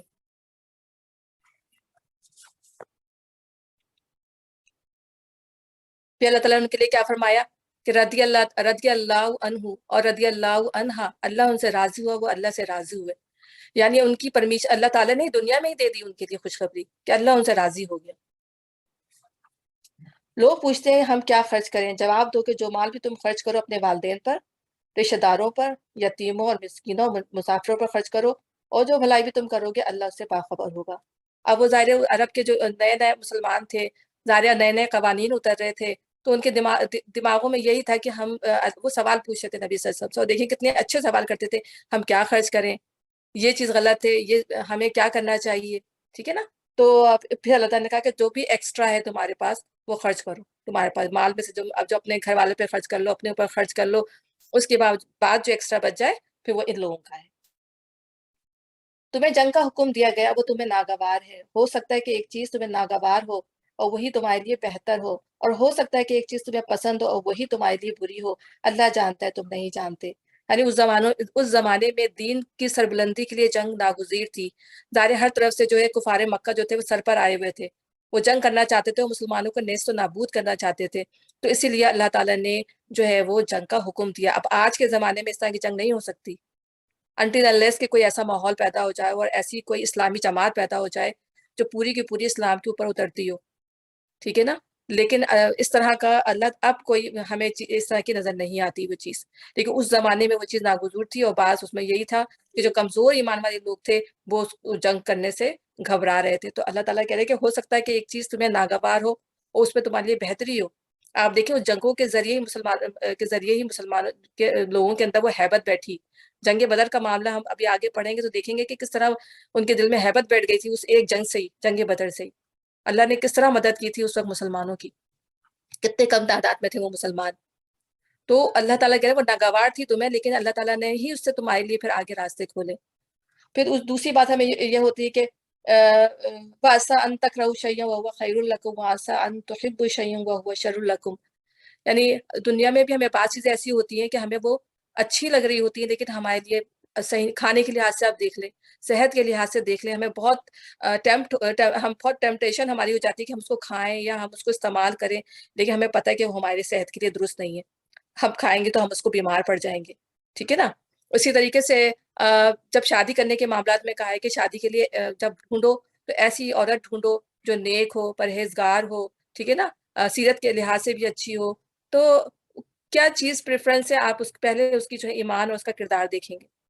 ہمارے یہاں آج کیا دیکھا جاتا ہے، پیسہ دیکھا جاتا ہے، خوبصورتی دیکھی جاتی ہے، ٹھیک ہے نا؟ تو ہو سکتا ہے، لیکن کیا ہوتا ہے پیسہ خوبصورتی لے کے اگر وہ خاتون آ بھی جائے گھر کے اندر تو وہ پھر گھر کا کیا حال بھی کر سکتی ہے۔ ضرور تو نہیں ہے کہ مطلب ظاہر ہے کہ ہر چیز آپ کو پازیٹیو، لیکن ہو سکتا ہے کہ ایک کم شکل و صورت کی نیک کردار باصیرت کوئی خاتون اور گھر کو اچھا لے کے چل رہے، آپ کے گھر کے ماحول کو خوبصورت بنا دے، ٹھیک ہے نا؟ تو اللہ تعالیٰ خود کہہ رہے کہ ہو سکتا ہے کہ ایک چیز آپ کو ناگوار ہو، لیکن اللہ تعالیٰ نے اس میں آپ کے لیے بہتری رکھ دی ہو۔ اللہ جانتا ہے تم نہیں جانتے۔ لوگ پوچھتے ہیں مائے حرام میں لڑنا کیسا، کہو اس میں لڑنا بہت برا ہے، مگر راہ خدا سے لوگوں کو روکنا اور اللہ سے کفر کرنا اور مسجد حرام کا راستہ خدا پرستوں پہ بند کرنا اور حرم کے رہنے والوں کو وہاں سے نکالنا اللہ کے نزدیک اس سے بھی زیادہ برا ہے، اور فتنہ خون ریزی سے شدید تر ہے، ٹھیک ہے نا؟ مائے حرام میں لڑنا کبھی اگر ایسی لڑائی ہو جائے تو وہ کہتے ہیں یہ بلکہ ایک واقعہ ہے کہ غلطی سے جو ہے حرام کے ایک دو گروپ میں لڑائی ہو گئی، ایک مسلمانوں میں اور کفار میں، ایک چھوٹی جھڑپ تھی تو اس میں ایک کفار کا آدمی مارا گیا، اور وہ جو ہے اس وقت وہ اینڈ ہو رہا تھا میرا خیال ہے محرم کا، تو مسلمانوں کو پتہ نہیں چل پایا کہ یہ جو تھا کہ ابھی رجب شروع ہوا ہے کہ نہیں ہوا، تو ان کو جب یہ ڈیٹ کا نہیں پتا تھا اور انہوں نے مطلب غلطی سے قتل کر دیا تو انہوں نے بہت شور مچائی کہ یہ بھائی ان کے تو خود قرآن کے اندر ہے کہ حرام کے مہینے ہیں اور انہوں نے خود قتل کر دیا، تو اللہ تعالیٰ نے ایک تو یہ بات ان کو سمجھائی کہ نبی وسلم نے بھی اس بات کو ناپسند کیا کہ تم نے ایسا کیوں کیا، لیکن پھر اللہ تعالیٰ نے ان کو بتایا کہ تم جس بات پہ تم لڑ رہے ہو مائے حرام میں غلطی سے اگر ان سے وہ ہوا بھی، اللہ نے معاف کر دیا ان کو، غلطی ہوئی تھی مسلمانوں سے بھی کہ ظاہر ان سے جان بوجھ کے نہیں کیا تھا، ان کی تاریخ کا اندازہ نہیں ہو سکا تھا ان کو، تو پھر یہ کہ اللہ تعالیٰ نے کہا کہ وہ اس سے بڑا ہے کہ تم جو ہو اللہ کے راستے سے لوگوں کو روک رہے ہو، اللہ سے کفر کر رہے ہو، مسجد حرام کا راستہ لوگوں پہ بند کر رہے ہو، یہ اس سے کہیں زیادہ جو ہے وہ بری چیز ہے، اور فتنہ، یہ اللہ تعالیٰ نے اس کو فتنہ کہا ہے کہ اللہ کے راستے سے روکنا اور کفر کرنا یہ فتنہ ہے، اور یہ خونریزی سے شدید ہے، اگر خونریزی ہو بھی گئی ہے لیکن فتنہ جو ہے اس سے زیادہ بڑا ہے۔ وہ تو تم سے لڑے ہی جائیں گے حتیٰ کہ ان کا بس چلے تو تمہیں اس دین سے پھیر لے جائیں، اور یہ خوب سمجھ لو کہ تم میں سے جو کوئی اس دین سے پھرے گا اور کفر کی حالت میں جان دے گا اس کے اعمال دنیا اور آخرت دونوں میں ضائع ہو جائیں گے، ایسے سب لوگ جہنمی اور ہمیشہ جہنمی میں رہیں گے۔ اللہ معاف فرمائے، اللہ تعالیٰ ہمیں عذاب جہنم سے بچائے۔ برخلاف اس کے جو لوگ ایمان لائے ہیں اور جنہوں نے اللہ کی راہ میں اپنا گھر بار چھوڑا اور جہاد کیا ہے، وہ رحمت الہی کے جائز امیدوار ہیں، اور اللہ ان کے لغزشوں کو معاف کرنے والا اور اپنی رحمت سے انہیں نوازنے والا ہے۔ پوچھتے ہیں شراب اور جوئے کا کیا حکم ہے، ٹھیک ہے نا؟ اس وقت شراب ظاہر اتنی زیادہ یہ وہ انڈلس تھے شراب پینے میں، جوئے کے اندر، مطلب ان کا تو معاشرہ اس کے اندر بالکل وہ جیسے یہاں پر آپ دیکھیں اسی طرح وہاں بھی معاشرہ تھا کہ وہ شراب اور جوئے ان کے اندر بہت پریویل تھا، بہت زیادہ پھیلا ہوا تھا، تو کہو ان دونوں چیزوں میں بڑی خرابی ہے، اگرچہ ان میں لوگوں کے لیے کچھ منافع بھی ہیں مگر ان کا گناہ ان کے فائدے سے بہت زیادہ ہے۔ یہ پہلا حکم ہے جو شراب کے بارے میں دیا گیا ہے، اس کے بعد دو حکم اور آئے ہیں، یعنی تھرڈ کے اندر جو ہے اللہ تعالیٰ نے پھر اس کو فوربڈن کر دیا، منع کر دیا، اس کو مطلب حرام کر دیا۔ تو شراب اور جوئے کا جو حکم ہے، شراب جو ہے پہلے اللہ نے کہا کہ اس میں فائدے بھی ہیں لوگوں کے لیے لیکن زیادہ اس کے اندر نقصان ہے، یعنی اس کے اندر گناہ ہے زیادہ، اگر آپ دیکھیں تو خود دیکھیں اب شراب کے نقصانات کیا ہیں، بندہ اپنے آپے میں ہی رہتا، بندے کے اندر کی جو وہ ہے، اس کے میں پڑھ بھی دوں تھوڑا سا کہ وہ مطلب خمر، بیسیکلی خمر کیا ہوتی ہے، خمر جو ہوتی ہے وہ عقل کو ڈھانکنے والی چیز کو کہتے ہیں، کہ ہر وہ چیز جو عقل، کوئی بھی چیز، ضروری نہیں کہ وہ شراب ہی ہو، اس سے ریلیٹڈ کوئی بھی چیز ہو جو ہماری عقل کو ڈھانک دے وہ خمر کہلاتی ہے، ٹھیک ہے نا؟ تو عقل کو ڈھانکنے سے مراد دے کہ آپ کو سینس لیس کر دے، آپ کو پتہ ہی نہ ہو کہ آپ کیا حرکتیں کر رہے ہیں، تو کوئی بھی بندہ اگر اس کو پیے اور اس کو پتہ ہی نہ ہو کہ میں کیا حرکتیں کر رہا ہوں، وہ جو ہے اس کا مطلب اس ہے وہ انٹاکسیکینٹ کہلاتے ہیں، انگلش میں اس کو انٹاکسیکینٹ کہتے ہیں، تو وہ اس کو جو ہے منع کیا گیا ہے۔ اس میں بندے کو نہیں پتا ہوتا کہ وہ کیا بےہودہ باتیں کر رہا ہے، اپنا مال کیا کہاں خرچ کر رہا ہے، اگر عبادت بھی کر رہا ہے تو وہ کیا پڑھ رہا ہے، اس کے حواس گم ہو جاتے ہیں، اور یہ صرف اس کو جو ہے ایک طرح سے سمجھو اس کی میک فن کرتے ہیں لوگ اس کا، اگر ایک شراب پیا ہوا شخص ہوگا تو لوگ اس کا میک فن کر رہے ہوں گے، اس کی حالت کو دیکھ کے، مطلب ایک باعزت انسان بھی ہوگا اگر وہ شراب میں لت پت ہے تو، اور اس کی اور جو ہے ہر بندہ اس کا مذاق اڑائے گا، دوسرے اس کو یہی نہیں پتا ہوگا کہ میں کس کے ساتھ کیا سلوک کر رہا ہوں، کہ میں جو ہوں میری ماں ہے، میری بیٹی ہے، میری بہن ہے، اس وقت انسان جو ہے وہ ان تمام چیزوں سے اس سے قید سے نکل جاتا ہے جب انسان جو ہے فلی جو ہے انوالو ہوتا ہے شراب کے اندر یا کوئی بھی ایسا انٹاکسیکینٹ جو اس کو حواس باختہ کر دے یا اس کے حواسوں پہ کو چھلا دے. اور اس کے فائدے کیا ہیں؟ مطلب اللہ نے کہا نا کہ اس میں کچھ فائدے بھی ہیں، تو کچھ فائدے یہ ہیں کہ سارے سے اگر بندے کو انزائٹی ہو تو وہ تھوڑا سا ریلیکس فیل کرتا ہے وقتی طور پر، لیکن کیا ہوتا ہے یہ ایک وقتی اثر ہے، اس کو دوائیوں میں بھی یوز کیا جاتا ہے، ٹھیک ہے نا، دوائیوں میں تھوڑا اس کے لیے اس کو فوڈ کے اندر فلیور کے اندر بھی یوز کیا جاتا ہے، لیکن ہم تو نہیں یوز کرتے. لیکن جو آپ دیکھیں یہاں پہ جو انگریز جو اپنے کھانے بناتے ہیں، کیک بناتے ہیں، مختلف قسم کی چیزیں بناتے ہیں، اس میں لازمی طور پہ جو ہے اس میں الکوہول اور اس میں شراب جو ہے وہ یوز کرتے ہیں تاکہ اس کا فلیور جو ہے وہ انہینس ہو. اس طرح کی چیزیں ہیں. اور اسی طریقے سے پھر اللہ تعالیٰ نے بتایا کہ میسر کہتے ہیں گیمبلنگ کو، جوئے کو. تو ہر وہ چیز ظاہر ہے جس سے جو ہے بیٹنگ جسے کہتے ہیں کہ ہر وہ چیز جس میں بیٹنگ انوالو ہو وہ جو ہے وہ حرام ہے. تو چاہے آپ وہ کارڈ کھیل رہے ہیں، آپ جو ہے آپس میں کوئی شرطیں لگا رہے ہیں، شرطیں لگانا بھی صحیح چیز نہیں ہے، جس میں پیسوں کا خاص طور پہ معاملہ ہو. ٹھیک ہے ہمیرا ایک سوال کروں؟ جی بولیے. ایک نہیں بلکہ دو پارٹ ہیں. ہاں السلام علیکم. تو ہاں دو سوال یہ ہیں کہ مجھ سے کسی نے کہا تھا کہ شراب کا کلیئرلی حرام ورڈ حرام نہیں یوز ہوا ہے کہیں پہ بھی جی جی اور حکم میں.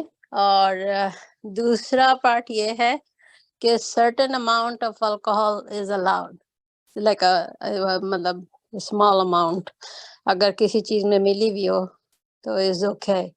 اگر کیونکہ بعض لوگ یہ کلیم کرتے ہیں نا کہ we don't get drunk intoxicated, تو ہمارا تو ہم صحیح رہتے ہیں، ہم تو کچھ نہیں ہوتا.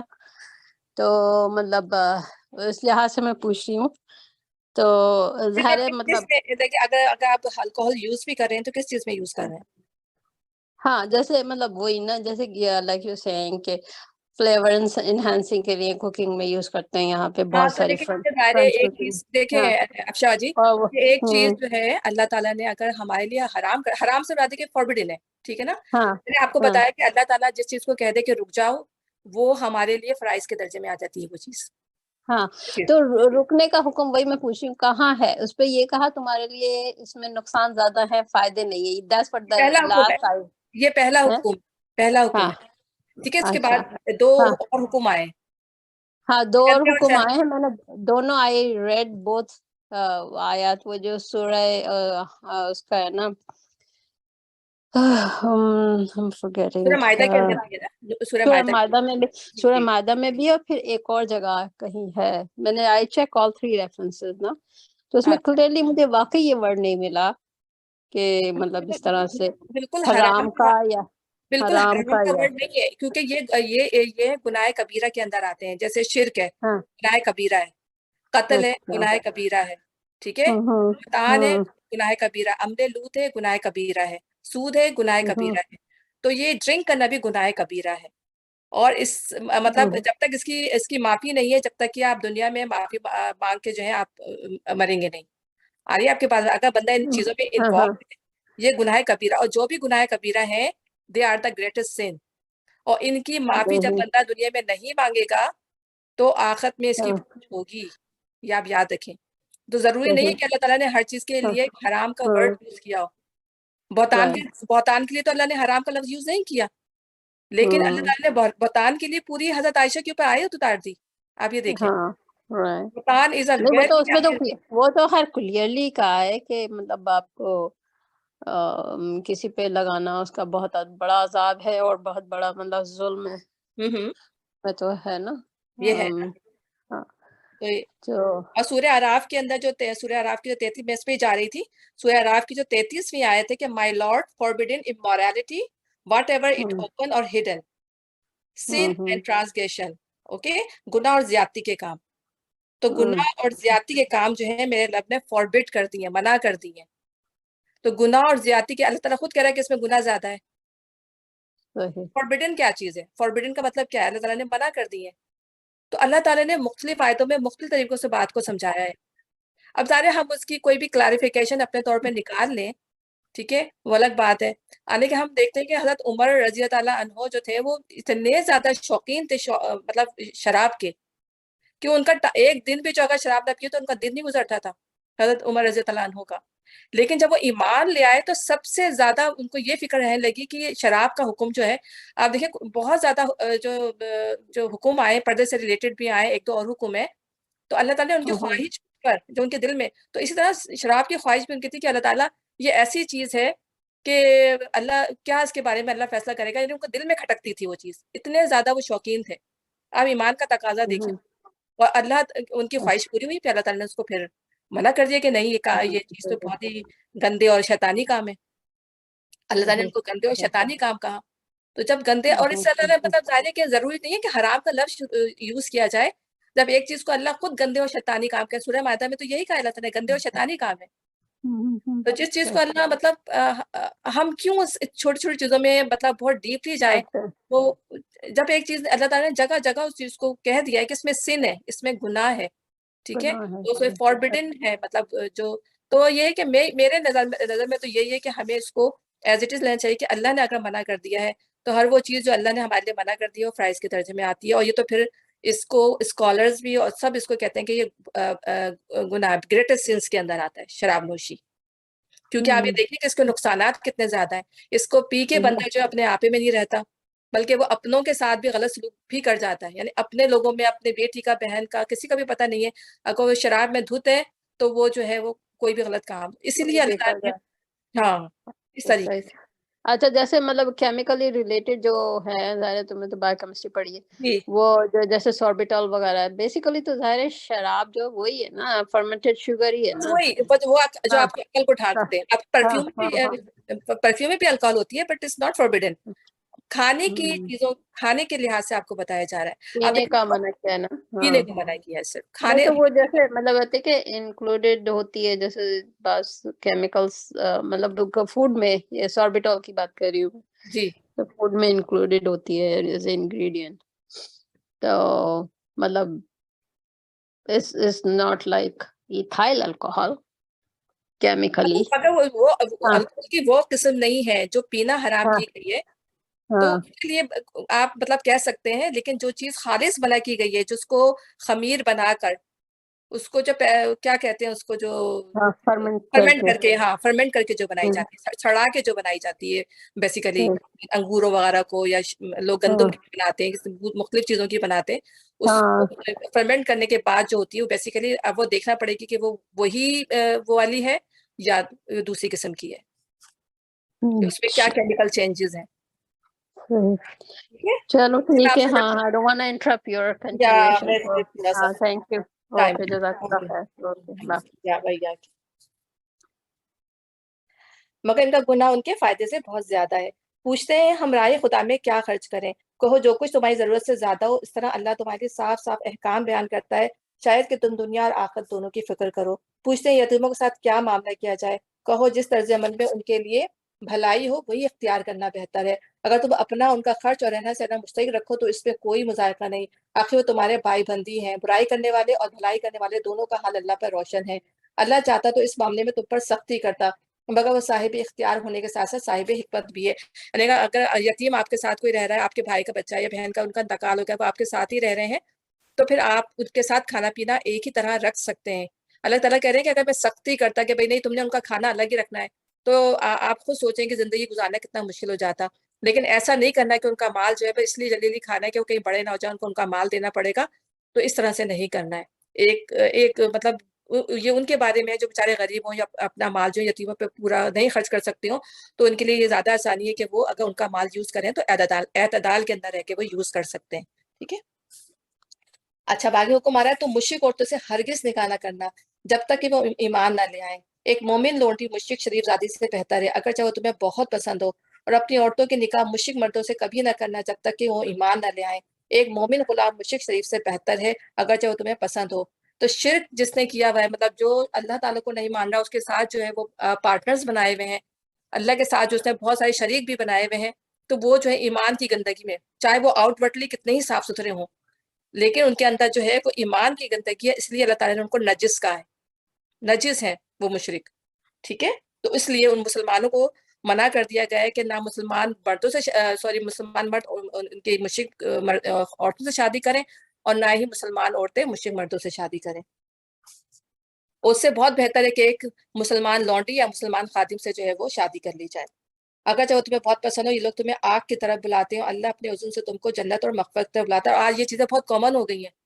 اب ہمارے مسلمان جو ہیں وہ ہندوؤں سے بھی شادی کر رہے ہیں، اور دوسری اور بھی کلچرز ہیں ان سے شادی کر رہے ہیں، کہ ظاہر ہے کہ دین کو اب جو آنے والا کلچر ہے اس میں دین کی تو چیزیں ختم ہی ہوتی چلی جا رہی ہیں۔ وہ چیز کیونکہ ہم اپنے بچوں کو ہم نے اس طرح مطلب ہمیں چاہیے، یہ ہماری اوپر سختی ہے کہ ہم اپنے بچوں کو کس طریقے سے دیکھ رہے ہیں، ان کو کس طرح سے پال رہے ہیں۔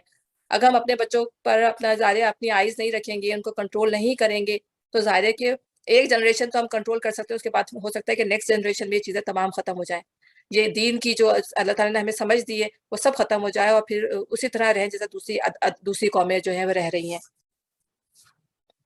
پوچھتے ہیں حیض کا کیا حکم ہے؟ کہو وہ ایک گندگی کی حالت ہے، اس میں عورتوں سے الگ رہو، ان کے قریب نہ جاؤ جب تک کہ وہ پاک صاف نہ ہو جائے۔ تو اس میں بھی آپ دیکھیں کہ اس میں یہودیوں اور عیسائیوں کا تصور کیا تھا کہ یہودی جو تھے وہ بالکل ہی الگ تھلگ رہتے تھے، اور عیسائی جو تھے وہ اس گندگی کی حالت میں بھی جو ہے عورتوں کے پاس چلے جاتے تھے۔ لیکن اللہ تعالیٰ نے ایک اعتدال کا رویہ جو ہے مسلمانوں کو اپنانے کا کہا کہ جب تک جو ہے اس حالت میں خواتین ہو آپ ان کے پاس نہیں جائیں گے، لیکن یہ کہ باقی آپ سیکچول ایکٹیویٹیز کر سکتے ہیں، لیکن آپ جو سیکچول کام ہے وہ ان کے ساتھ نہیں کر سکتے، ہم بستری ان کے ساتھ نہیں کر سکتے۔ تو وہ ایک گندگی کی حالت ہے، اس میں عورتوں سے الگ رہو، ان کے قریب نہ جاؤ جب تک کہ وہ پاک صاف نہ ہو جائیں، یعنی نہا دھو نہ لیں۔ پھر جب وہ پاک ہو جائے تو ان کے پاس جاؤ سا، جیسا کہ اللہ نے تم کو حکم دیا ہے۔ اللہ ان لوگوں کو پسند کرتا ہے جو بدی سے باز رہیں اور پاکیزگی اختیار کریں۔ تمہاری عورتیں تمہاری کھیتیاں ہیں، تمہیں اختیار ہے جس طرح چاہو اپنی کھیتی میں جاؤ، مگر اپنے مستقبل کی فکر کرو۔ تو اللہ تعالیٰ نے اس عمل لوط کو منع کیا ہے خواتین کے لیے، یعنی مردوں کے لیے جو میاں بیوی ہیں، کہ عمل لوط جو ہے وہ منع ہے، چاہے وہ مطلب وہ جو یہ تو مردی کرتے تھے، لیکن اللہ تعالیٰ نے شوہروں کو بھی جو ہے اس غلط حرکت سے منع کیا ہے کہ عورتوں کے پاس پیچھے سے نہ ہو، مگر اپنے مستقبل کی فکر کرو، اللہ کی ناراضی سے بچو۔ خوب جان لو کہ تمہیں ایک دن اس سے ملنا ہے، اور اے نبی صلی اللہ علیہ وسلم تمہاری ہدایت کو مان لے انہیں فلاح و سعادت کا مزدہ سنا دو۔ اللہ کے نام کو ایسی قسمیں کھانے کے لیے استعمال نہ کرو جس سے مقصود نیکی اور تقوی اور بندگان خدا کی بھلائی کے کاموں سے باز رہنا ہو۔ کیا ہوتا ہے بعض دفعہ جو ہے ہماری آپس میں انبن ہو جاتی ہے، اور جو ہے ہم کیا کہتے ہیں کہ نہیں اب تو میں نے اس سے بات ہی نہیں کرنی، ٹھیک ہے نا؟ تو یہ چیز جو ہے وہ ایک بہت ہی غلط حرکت ہے، انسان کی ہو جاتی ہے، آپس میں لڑائی جھگڑے بھی جاتے ہیں، خاندانوں میں بھی آپ دیکھیں لڑائی جھگڑے ہوتے ہیں تو وہ ہم بالکل کٹ آف کر دیتے ہیں کہ اس نے تو اب یہ کہہ دیا، بس آج کے پاس تو گنجائش ہی نہیں میری اس سے بات کرنے کی۔ تو اللہ تعالیٰ یہی کہہ رہا ہے کہ بندگان خدا کے بھلائی کے کاموں سے بات، اب میں اس کی کوئی مدد ہی نہیں کروں گی، یہ تو ایسی ہے کہ بس میرا اب دل نہیں چاہتا کہ اس سے بات کروں یا اس کی کوئی مدد کروں، پہلے تو میں کر دیا کرتی تھی، اب تو میں نہیں کروں گی۔ تو اللہ تعالیٰ کہہ رہا ہے کہ یہ اللہ تعالیٰ فرما رہے ہیں کہ جس سے مقصود نیکی اور تقوی بندگان خدا کے بھلائی کے کاموں سے ہمیں اپنا کام کرتے رہنا ہے۔ ہم نے ابھی سورہ نور میں بھی ہم پڑھیں گے کہ حضرت ابو بکر کی صاحبزادی کے اوپر عائشہ رضی اللہ عنہا کے اوپر جو الزام لگایا گیا، اور انہوں نے جن کی وہ کفالت کرتے تھے ان کا نام بھی اس میں شامل تھا، تو انہوں نے کہا کہ میں ان کی کفالت روک دیتا ہوں، لیکن اللہ تعالیٰ نے پھر قرآن میں وہ آیات نازل کی کہ جب اللہ نے ان کو معاف کر دیا تو ٹھیک ہے، اللہ تعالیٰ نے آپ کو دیا، اب تک کیوں فضل روکتے ہیں آپ؟ اللہ تعالیٰ دے رہا، اللہ نے جب ان کو معاف کر دیا تو آپ کون ہوتے ہیں؟ تو جب اللہ انسان کو معاف کر دیتا ہے تو پھر انسان کا کوئی رائٹ نہیں ہے کہ وہ دوسرے انسان کو معاف نہ کرے، اور اگر ہم ایک دوسرے کو معاف نہیں کریں گے، درگزر سے زندگی نہیں گزاریں گے، تو ہم اپنی زندگی بھی مشکل کریں گے اور دوسروں کی زندگی بھی مشکل کریں گے۔ تو ایک مسلمان کا تو ہے ہی ہے کہ وہ اپنی زندگی کو درگزر کی بنیاد پر گزارے۔ تو بندگان خدا کی بھلائی کے کاموں سے باز رہنا ہو، اللہ تمہاری ساری باتیں سن رہا ہے اور سب کچھ جانتا ہے، جو بے معنی قسمیں تم بلا ارادہ کھالے کرتے ہو ان پر اللہ گرفت نہیں کرتا، مگر جو قسمیں تم سچے دل سے کھاتے ہو ان کی باز پرس وہ ضرور کرے گا، اللہ بہت درگزر کرنے والا اور بردبار ہے۔ تو احادیث سیاح سے معلوم ہوتا ہے کہ جس شخص نے کسی بات کی قسم کھائی ہو اور بعد میں اس پر واضح ہو جائے کہ اس قسم کے توڑ دینے ہی میں خیر اور بھلائی ہے، اسے قسم توڑ دینی چاہیے اور کفارہ ادا کرنا چاہیے۔ قسم توڑنے کا کفارہ 10 مسکینوں کو کھانا کھلانا، یا انہیں کپڑے پہنانا، یا ایک غلام آزاد کرنا، یا 3 دن کے روزے رکھنا ہے۔ یہ 4 کنڈیشن ہے، تو آپ لوگ یاد رکھ لیں کہ 10 مسکینوں کو کھانا کھلانا، انہیں کپڑے اسی کے مطابق یا تو انہیں کپڑے پہنائیں، یا ایک غلام آزاد کریں، یا 3 دن کے روزے رکھیں۔ ہوتا ہے بعض دفعہ جو ہے ہم اپنی اس میں کرنا کہ ہماری انا پرستی اتنی زیادہ ہو جاتی ہے کہ ہم جو ہے قسم کھا بیٹھتے ہیں، ٹھیک ہے نا؟ تو اس کے لیے اللہ تعالیٰ نے اس سے قسموں سے نکلنے کا ہمیں بتایا کہ قسموں سے نکلنا ہے تو پھر آپ نے یہ کفارہ دینا ہوگا۔ اچھا اب آگے جو ہے پوری طلاق سے ریلیٹڈ جو ہے پورا لمبا موضوع ہے۔ تو دیکھیں آپ، اللہ تعالیٰ نے کتنی آسانیاں کی ہیں، اللہ تعالیٰ نے کتنے احکامات، اور اس کے طلاق اور اس کے معاملات تو اتنے کھول کے اللہ تعالیٰ نے بیان فرمائے ہیں کہ کوئی مطلب کو آپ یہ کہہ لیں کہ کوئی مطلب وہ دل میں رہی نہیں کہ اس میں یہ بھی آ جاتا تو یہ چیز بھی رہ جاتی ہے۔ اللہ نے بہت کھول کے تمام احکامات جو ہے اللہ تعالیٰ نے اس قرآن کے اندر نازل کر دیے ہیں۔ شراب سے متعلق جو ہے، انفاق سے متعلق جو ہے، آپ دیکھیں حیض سے متعلق بھی ہیں، ہر چیز سے ریلیٹڈ جو ہے وہ اللہ تعالیٰ نے احکام جو ہے وہ نازل کر دیا۔ اب ہم آگے پڑھتے ہیں۔ جو لوگ اپنی عورتوں سے تعلق نہ رکھنے کی قسم کھا بیٹھے ہیں ان کے لیے 4 مہینے کی مہلت ہے۔ یہ 4 مہینے تک جو ہے وہ ان سے علیحدہ رہ سکتے ہیں۔ اگر اس 4 مہینے کے اندر وہ ان سے رابطہ کر لیتے ہیں تو وہ جو ہے اسی طرح اپنی مطلب آپس میں رہ سکتے ہیں، لیکن اگر 4 مہینے گزر جائیں تو پھر وہ ایک طلاق کے برابر ہو جائے گا۔ تو وہ ایک طلاق کے برابر ہو جائے گی، اس کے بعد پھر اگر وہ دوبارہ رجوع کرنا چاہتے ہیں تو ان کو نکاح کر کے آنا پڑے گا۔ تو 4 مہینے کی مہلت ہے۔ اگر انہوں نے رجوع کر لیا تو اللہ معاف کرنے والا اور رحیم ہے۔ اگر انہوں نے طلاق ہی کی ٹھان لی ہو تو جانے رہیں کہ اللہ سب کو سننے والا اور جاننے والا ہے۔ جن عورتوں کو طلاق دی گئی ہے وہ 3 مرتبہ ایام ماہواری آنے تک اپنے آپ کو روکے رکھیں اور ان کے لیے جائز نہیں کہ اللہ نے ان کے رحم میں جو کچھ خلق فرمایا ہو اسے چھپائیں۔ انہیں ہرگز ایسا نہیں کرنا چاہیے اگر وہ اللہ اور روز آخر پر ایمان رکھتی ہیں۔ ان کے شوہر تعلقات درست کر لینے پر آمادہ ہوں تو وہ اس عدت کے دوران میں انہیں پھر اپنی زوجیت میں واپس لینے کے حقدار ہیں۔ عورتوں کے لیے بھی معروف طریقے پر ویسے ہی حقوق ہیں جیسے مردوں کے حقوق ان پر ہیں، البتہ مردوں کو ان پر ایک درجہ حاصل ہے اور سب پر اللہ غالب اقتدار رکھنے والا اور حکیم و دانا موجود ہے۔ تو ایک درجہ کس لحاظ سے کہ وہ سربراہ ہوتا ہے، وہ کماتا ہے۔ تو بیسیکلی مرد کی ذمہ داری اللہ تعالیٰ نے رکھی ہے کمانے کی اور کھلانے کی، ٹھیک ہے نا۔ تو اللہ تعالیٰ نے اسی لحاظ سے کہ وہ اپنی فیملی کی پرورش کرتا ہے، ان کی دیکھ بھال کرتا ہے، تو اللہ تعالیٰ نے اس کو خاندان پر، فیملی پر جو ہے وہ فوقیت دی ہے، ٹھیک ہے نا۔ لیکن عورت کا بھی درجہ اللہ نے اسی لحاظ سے رکھا ہے، وہ ہسبینڈ کے بعد جو پھر وائف کا ہی درجہ ہے بیسیکلی اگر آپ دیکھیں تو۔ اور پھر یہ کہ وہ فزیکلی بھی جو ہے وہ اسٹرانگ ہوتے ہیں عورتیں، اور جو ہے نفسیاتی طور پہ بھی اسٹرانگ ہوتے ہیں۔ عورتیں فزیکلی بھی اسٹرانگ نہیں ہوتی ہیں اور نفسیاتی طور پہ بھی وہ بہت کمزور ویک ہوتی ہیں، بہت جلدی ڈسٹریس میں آ جاتی ہیں، بہت جلدی ڈپریس ہو جاتی ہیں۔ لیکن مرد جو ہیں وہ اپنے حواس پر قابو رکھتے ہیں، اسٹرانگ ہوتے ہیں۔ تو یہ بہت ساری ریزنز ہیں جس کی وجہ سے اللہ تعالیٰ نے مردوں کو ایک درجہ جو ہے وہ اور خواتین پر دیا ہے، اور سب پر اللہ غالب اقتدار رکھنے والا اور حکیم دانا موجود ہے۔ طلاق 2 بار ہے، پھر یا تو سیدھی طرح عورت کو روک لیا جائے یا بھلے طریقے سے اس کو رخصت کر دیا جائے۔ تو پھر اللہ تعالیٰ نے یہ بھی بتا دیا کہ طلاق جو ہے وہ 2 بار ہے، اور جب تیسری دفعہ دے دے گا تو اس کے بعد ملنے کی کوئی گنجائش نہیں ہے۔ اور اب سورۃ طلاق تو ابھی بہت دور ہے، میرے خیال سے 9ویں پارے میں شاید، سوری 29 پارے میں میرا خیال ہے۔ تو اس میں اللہ تعالیٰ نے پورا طریقہ بتایا کہ کس طرح کس پہر میں طہر کی حالت میں عورت کو بتا کہ اس کو طلاق دینی ہے، ایک طلاق۔ پھر اس کے بعد جو ہے 4 مہینے کی مدت گزر جائے، یعنی تین حیض گزر جائے، اس کے 3 حیض گزرنے کے بعد جو ہے پھر اگر ان کا آپس میں نہیں تعلق ہوتا تو پھر ایک طلاق دینی ہے، پھر تعلق قائم نہیں ہوتا، پھر یعنی کہ ایک دفعہ میں ایک نشست میں 3 طلاق دینے کا اللہ تعالیٰ نے یہاں پہ ہمیں کہیں پہ بھی نظر نہیں آئے گا قرآن کے اندر کہ اللہ نے کہا ہو کہ ایک ہی نشست میں 3 طلاقیں دے دیں، ٹھیک ہے۔ اور لیکن لوگوں نے جو ہے نبی صلی اللہ، کیونکہ یہ کیا تھا کہ لوگوں نے کھیل بنایا ہوا تھا نبی صلی اللہ علیہ وسلم کے زمانے میں کہ وہ اپنی عورتوں کو جو کیا کرتے تھے، ہزاروں طلاقیں دے دیتے تھے ایک وقت میں، اور پھر ان سے رجوع کر لیتے تھے۔ تو پھر اللہ نے طریقہ بتایا کہ یہ طریقہ جو ہے وہ بہتر ہے۔ تو اسی لیے علماؤں نے جو ہے وہ اس کے اوپر وہ نکالا کہ یہ احسن طریقہ جو ہے جو اللہ نے بتایا ہے۔ تو اسی لیے کہتے ہیں کہ یہ 3 طلاقیں جو ہوتی ہیں ایک وقت میں نہیں، کچھ جو اسکالرز ہیں جو قرآن کے اوپر جاتے ہیں صرف، تو وہ یہی کہتے ہیں کہ 3 طلاقیں جو ہیں ایک نشست میں 3 طلاقیں نہیں ہوتی، 3 بھی دی ہیں وہ ایک ہی تصور کی جائے گی، کیونکہ آپ دیکھیں پورے گھر کا معاملہ، پوری فیملی کا معاملہ ہے۔ اور کچھ اسکالرز کہتے ہیں کہ ہاں 3 طلاقیں ایک ہی وقت میں اگر دے دی جائے تو 3 طلاقیں ہوں گی، لیکن اللہ تعالیٰ نے جو قرآن کے اندر حکم دیا ہے، جب ہم سورۃ طلاق پڑھیں گے تو اللہ تعالیٰ نے پورا طریقہ بتایا کہ عورت کو کس طرح طلاق دینا ہے، اس کو پاکی کی حالت میں دینا ہے۔ تو پھر اگر ہم 3 طلاقوں کو ایک ہی نشست میں مان لیتے ہیں تو پھر ہم اللہ کے حکم کی جو نافرمانی ہو رہی ہے یہاں پر، کیونکہ اللہ کا حکم سب سے زیادہ مقدم ہے، ٹھیک ہے۔ تو ہم اس کے ڈیٹیل انشاءاللہ آئے گی تو پھر ہم پڑھیں گے، میں آپ کو صرف اسکالرز کی رائے بتا رہی ہوں۔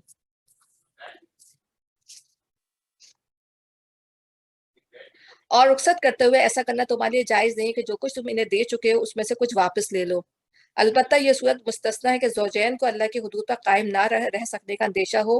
ایسی صورت میں اگر تمہیں یہ خوف ہو کہ وہ دونوں حدود الہی پر قائم نہ رہیں گے تو ان دونوں کے درمیان یہ معاملہ ہو جانے میں مذائقہ نہیں کہ عورت اپنے شوہر کو کچھ معاوضہ دے کر علیحدگی حاصل کر لے، یعنی خلا لے لے۔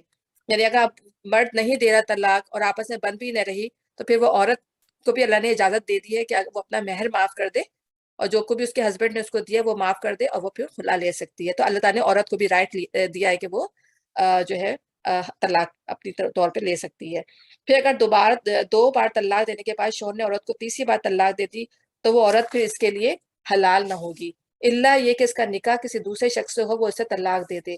تب اگر پہلا شوہر اور یہ عورت دونوں یہ خیال کریں کہ حدود الہی پر قائم رہیں گے تو ان کے لیے ایک دوسرے کی طرف رجوع کر لینے میں کوئی مذائقہ نہیں۔ یہ اللہ کی مقرر کردہ حدیں ہیں جنہیں وہ لوگوں کی ہدایت کے لیے واضح کر رہا ہے جو اس کی حدوں کو توڑنے کا انجام جانتے ہیں۔ کیا ہے یعنی کہ یہاں پہ حلالہ کا بھی بتا دیا گیا ہے کہ اللہ نے حلالہ یہ ایک سمجھو ایک حادثاتی چیز ہے۔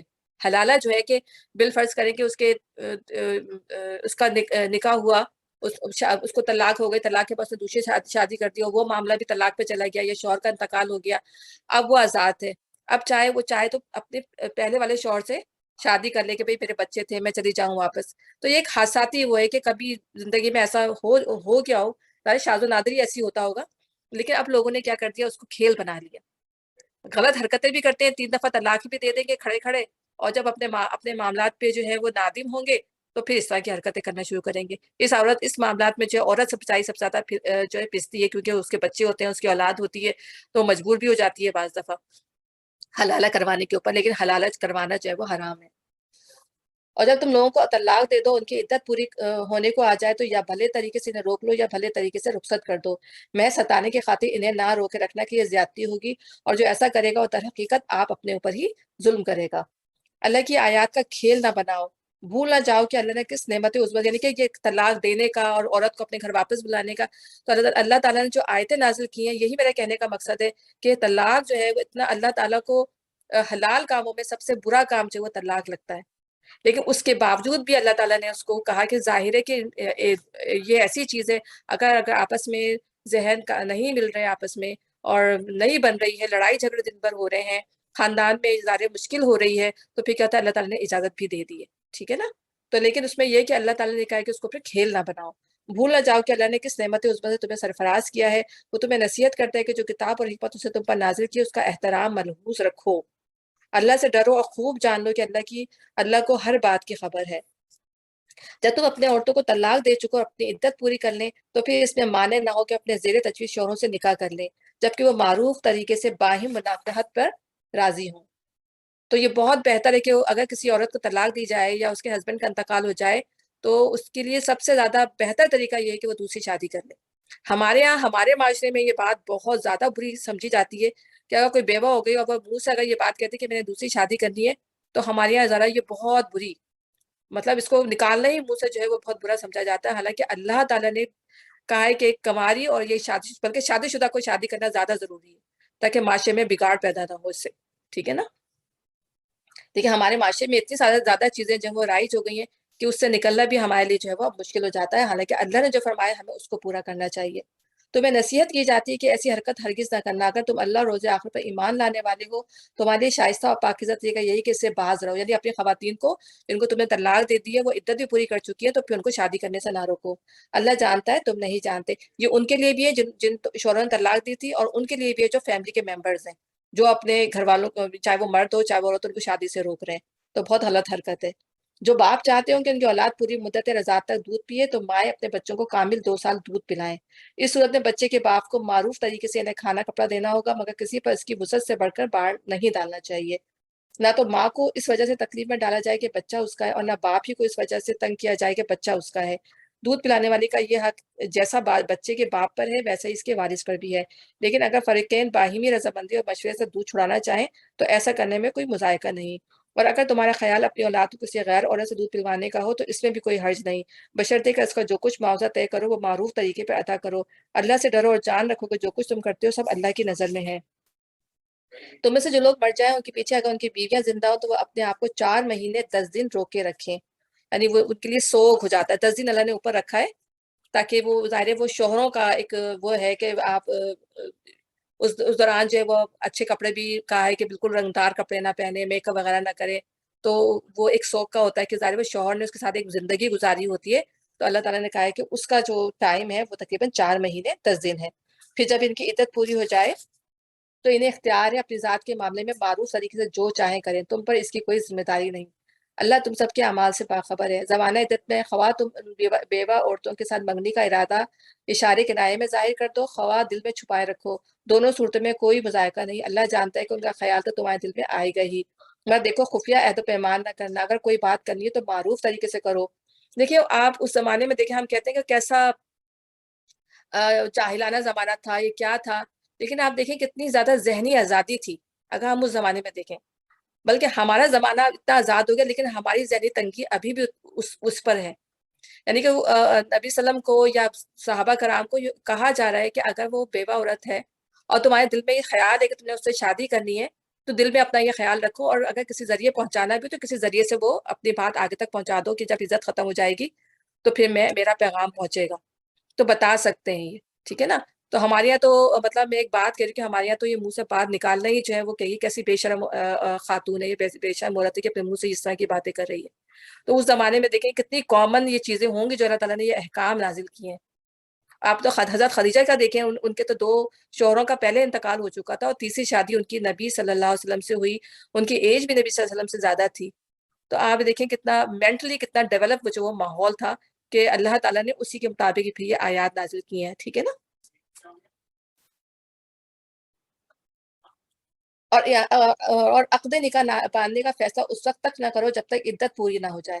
خوب سمجھ لو کہ اللہ تمہارے دلوں کا حال تک جانتا ہے، اور عدت کا معاملہ بھی ظاہر ہے یہ دیکھنے کے لیے کہ بیبی کو دیکھنے کے لیے کہ کوئی رحم میں جو ہے بچہ تو نہیں ہے، اس کو دیکھنے کے لیے جو ہے عدت کی ایک اللہ تعالیٰ نے مدت رکھی ہے 3 مہینے۔ لہٰذا سے ڈرو، یہ بھی جان لو کہ اللہ بردبار ہے، چھوٹی چھوٹی باتوں سے درگزر فرماتا ہے۔ تم پر کچھ گناہ نہیں، اپنی عورتوں کو طلاق دے دو قبل اس کے کہ ہاتھ لگانے کی نوبت آئے یا مہر مقرر ہو۔ اس صورت میں انہیں کچھ نہ کچھ ضرور دینا چاہیے۔ یعنی جب اپنی عورتوں کو طلاق دے دو اس سے قبل کے ہاتھ لگانے کی نوبت، یعنی کہ اس کے ساتھ سیکچولی معاملہ نہ ہوا ہو، تو اس صورت میں انہیں کچھ نہ کچھ دینا چاہیے، ٹھیک ہے نا۔ خوشحال آدمی اپنی مقدرت کے مطابق اور غریب اپنی مقدرت کے مطابق معروف طریقے سے دے، یہ حق ہے نیک آدمیوں پر۔ اور اگر تم نے ہاتھ لگانے سے پہلے طلاق دی ہو لیکن مہر مقرر کیا جا چکا ہو تو اس صورت میں نصف مہر دینا ہوگا۔ یعنی تم نے اگر اس کو ہاتھ نہیں لگایا ہے، ٹھیک ہے، ابھی تمہارا کوئی معاملہ سیکچولی کوئی معاملہ نہیں ہوا ہے اور تم نے طلاق دے دی ہے تو اس وقت جو ہے وہ آدھا مہر دینا ہوگا، اور مہر مقرر ہو چکا ہے تو پھر آدھا دینا ہوگا۔ یہ اور بات ہے کہ عورت نرمی برتے اور مہر نہ لے، یا وہ مرد جس کی اختیار میں عقد نکاح نرمی سے کام دے اور پورا مہر دے دے، اور تم یعنی مرد نرمی سے کام لو تو یہ تقوی سے زیادہ مناسبت رکھتا ہے۔ آپس کے معاملات میں فیاضی کو نہ بھولو، تمہارے اعمال کو اللہ دیکھ رہا ہے، ٹھیک ہے نا۔ اب یہاں پہ معاملہ آ گیا بیچ میں، جو ہے اللہ نے یہاں پر روک کر نماز سے متعلق اللہ نے ایک حکم دیا کہ اپنی نمازوں کی نگہداشت کرو، خصوصاً ایسی نماز کی جو محاسن صلاۃ کی جامع ہو۔ اللہ کے آگے اس طرح کھڑے ہو جیسے فرمانبردار غلام کھڑے ہوتے ہیں۔ اب یہاں پہ اللہ تعالیٰ پھر نماز کی امپورٹنس بتا رہا ہے کہ نمازوں کی نگہداشت کرو۔ تو نگہداشت کا مطلب یہ ہے کہ بالکل جیسے تم اپنے چھوٹے سے بچے کی نگہداشت کرتے ہو نا، کہ اس کو کوئی چوٹ نہ لگ جائے، اس کو کوئی تکلیف نہ ہو جائے، اس کو کوئی ہارم نہ ہو جائے، بالکل اسی طرح جو ہے ہمیں اپنی نمازوں کو دیکھنا ہے کہ ظاہر ہے ہماری نماز وقت پہ ادا ہو رہی ہے، ہم پاک صاف ہیں کہ نہیں، ہم نے صحیح طرح نماز پڑھی کہ نہیں، تو ہمیں اپنی نماز کی اسی طرح سے نگہداشت کرنی ہے۔ اور خاص طور پر جو ہے وہ عصر کی نماز، اور بعض اسکالرس کہتے ہیں یہ فجر کی نماز بھی ہو سکتی ہے، کیونکہ بیچ کے فجر کو بھی آپ اگر دیکھیں تو وہ بھی بیچ کی نماز ہو سکتی ہے، کہ یہ دو ٹائمز ایسے ہیں جس کے اندر انسان جو بہت زیادہ اس میں ہوتا ہے، بزی ہوتا ہے۔ فجر کے بعد جو ہے لوگ کاموں کے لیے نکلنے کی تیاری کر رہے ہوتے ہیں، ایک فجر کا ٹائم ہوتا ہے اور ایک لوگ جو ہے واپس گھر آنے کی تیاری کر رہے ہوتے ہیں، تو عموماً اس دوران جو ہے وہ لوگوں کی نماز چھوٹنے کا خطرہ زیادہ ہوتا ہے۔ باقی تو انسان اطمینان سے کہیں بھی پڑھ لیتا ہے، لیکن یہ صبح کا اور ایک شام کا، تو اس لیے خاص طور پہ ان کی حفاظت کرنے کی کہ یہ نمازیں جو ہیں وہ آپ ہماری نکل نہ جائیں۔ اللہ کے آگے اس طرح کھڑے رہو جیسے فرما بردار غلام کھڑے ہوتے ہیں۔ بدامنی کی حالت ہو تو خواہ پیدل ہو خواہ سوار ہو، جس طرح ممکن ہو نماز پڑھو، اور جب امن میسر آ جائے تو اللہ کو اس طریقے سے یاد کرو جیسے تمہیں سکھا دیا ہے، جس سے تم پہلے ناواقف تھے۔ نہیں، جنگ کے اندر بھی نماز اللہ تعالیٰ نے منع نہیں کیا، آپ دیکھیں جنگ کے اندر بھی نماز پڑھنی ہے، تو پہلے ایک رو پڑھ لے، پھر وہ دوسری جگہ چلے جائے، پھر دوسری رو آئے وہ نماز پڑھ لے، تو نماز جو ہے دیکھیں، یعنی نماز کیا ہے، بیسیکلی نماز جو ہے اللہ کی یاد کا نام ہے، اللہ کا ذکر ہے. تو یہ اللہ تعالیٰ نے 5 ٹائم جو فرض کیا ہے، تو اس کو اللہ تعالیٰ نے کہا ہے کہ اس کو کسی بھی حال میں جو ہے وہ معاف نہیں ہے، جنگ کے اندر بھی معاف نہیں ہے. آپ یہ دیکھیں تو میں سے جو لوگ اب آگے وہی دوبارہ پھر اللہ تعالیٰ نے اس کو کنٹینیو کیا ہے، تو میں سے جو لوگ وفات پائیں اور پیچھے بیویاں چھوڑے، ان کو چاہیے کہ اپنی بیویوں کے حق میں یہ وصیت کر جائیں کہ 1 سال تک ان کو نان نفقہ دیا جائے گا اور وہ گھر سے نہ نکالی جائیں. پھر اگر وہ خود نکل جائیں تو اپنے ذات کے معاملے میں معروف طریقے سے جو کچھ بھی کرے اس کی ذمہ داری تم پر نہیں. جب ایک طلاق بھی دیتے ہیں تب بھی عورت کو حکم ہے کہ وہ اپنے ہسبینڈ کے گھر میں ہی رہے گی، اس کو وہاں سے نکلنے کا حکم نہیں ہے، اور نہ ہی جو اس کا شوہر ہے اس کو وہ وہاں سے نکالے گا. تو اس میں بھی حکمتیں اور مصلحتیں ہیں کہ یہ کہ ہو سکتا ہے کہ اللہ تعالیٰ ان کے درمیان کوئی موافقت پیدا کر دے، شاید یہ دونوں میں اب دوبارہ آپس میں، اور اس وقت بھی عورت کو تیار رہنے کا حکم ہے کہ وہ بن سور کے اور تیار رہے، کہ ہو سکتا ہے اس کا شوہر جو ہے دوبارہ اس سے جو ہے وہ اس کے قریب آ جائے، اس کے اٹریکشن پیدا ہو جائے اور کیا معاملات آپس میں صحیح ہو جائیں. تو اللہ تعالیٰ نے ہر چیز کے اندر جو ہے دیکھیں گھر سے نکلنے کا حکم نہیں کہ وہ بعض دفعہ خواتین جو ہے وہ میکے جا کے بیٹھ جاتی ہیں، نہیں اب تو میں جا رہی ہوں، تم نے مجھے طلاق دے دیا یا یہ کر دیا ہے. لیکن اللہ تعالیٰ نے کہا ہے کہ وہ بہتر یہی ہے کہ وہ اپنے شوہر کے گھر میں ہی عدت پوری کریں. اس طرح اللہ اپنے احکام تمہیں صاف صاف بتاتا ہے. امید ہے کہ تم سمجھ بوجھ کر کام کرو گے. تم نے ان لوگوں کا حال پر بھی کچھ غور کیا جو موت کے ڈر سے اپنے گھر بار چھوڑ کر نکلے تھے اور ہزاروں کی تعداد میں تھے. اللہ نے اسے فرمایا مر جاؤ، پھر اس نے ان کو دوبارہ زندگی بخشی.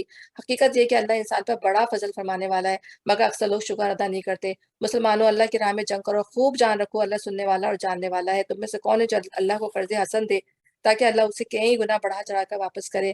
گھٹانا بھی اللہ کے اختیار میں اور بڑھانا بھی، اور اسی کی طرف تمہیں پلٹ کر جانا ہے. تو یہ بنی اسرائیل کا ہی ایک جو ہے کہ لحاظ سے ایک واقعہ ہے کہ ظاہر ہے کہ وہ کہا جاتا ہے کہ یا تو جنگ کا انہوں نے جنگ کی وہ کہی تھی، تو جب ان پہ جنگ لکھ دی گئی اور تو وہ جو ہے کیا ہم جنگ نہیں کریں گے، اور ڈر کے نکل گئے کہ ہمیں جنگ نہیں کرنی، ٹھیک ہے نا. تو اللہ تعالیٰ نے ان کو یہ بتایا کہ اللہ نے ان کو مار دیا، پھر اللہ تعالیٰ نے ان کو پھر زندہ کیا. مطلب ایک وہ ہے، اور ایک یہ تھا کہ ان کے اس علاقے میں جو ہے وہ طاعون پھیل گیا تھا، تو لوگ جو ہے ڈر کے مارے جو ہے وہ ہزاروں کی تعداد میں تھے، اس ڈر سے جو ہے وہ اپنے اپنے گھروں سے نکل آئے تھے. اب اللہ تعالیٰ یہاں پہ ان کو بتا رہے ہیں کہ مسلمانوں اللہ کی راہ میں جنگ کرو، خوب جان رکھو، اللہ سننے والا اور جاننے والا ہے. تم میں سے کون ہے جو اللہ کو قرض حسن کیا ہوتا ہے کہ انسان جو ہے اللہ کے راستے میں خرچ کرے، پھر اللہ تعالیٰ سے ہی اچھی امید رکھے. قرض حسن یہی ہوتا ہے. اور پھر یہ کہ کسی کو قرض دے کر آپ بھول جائیں.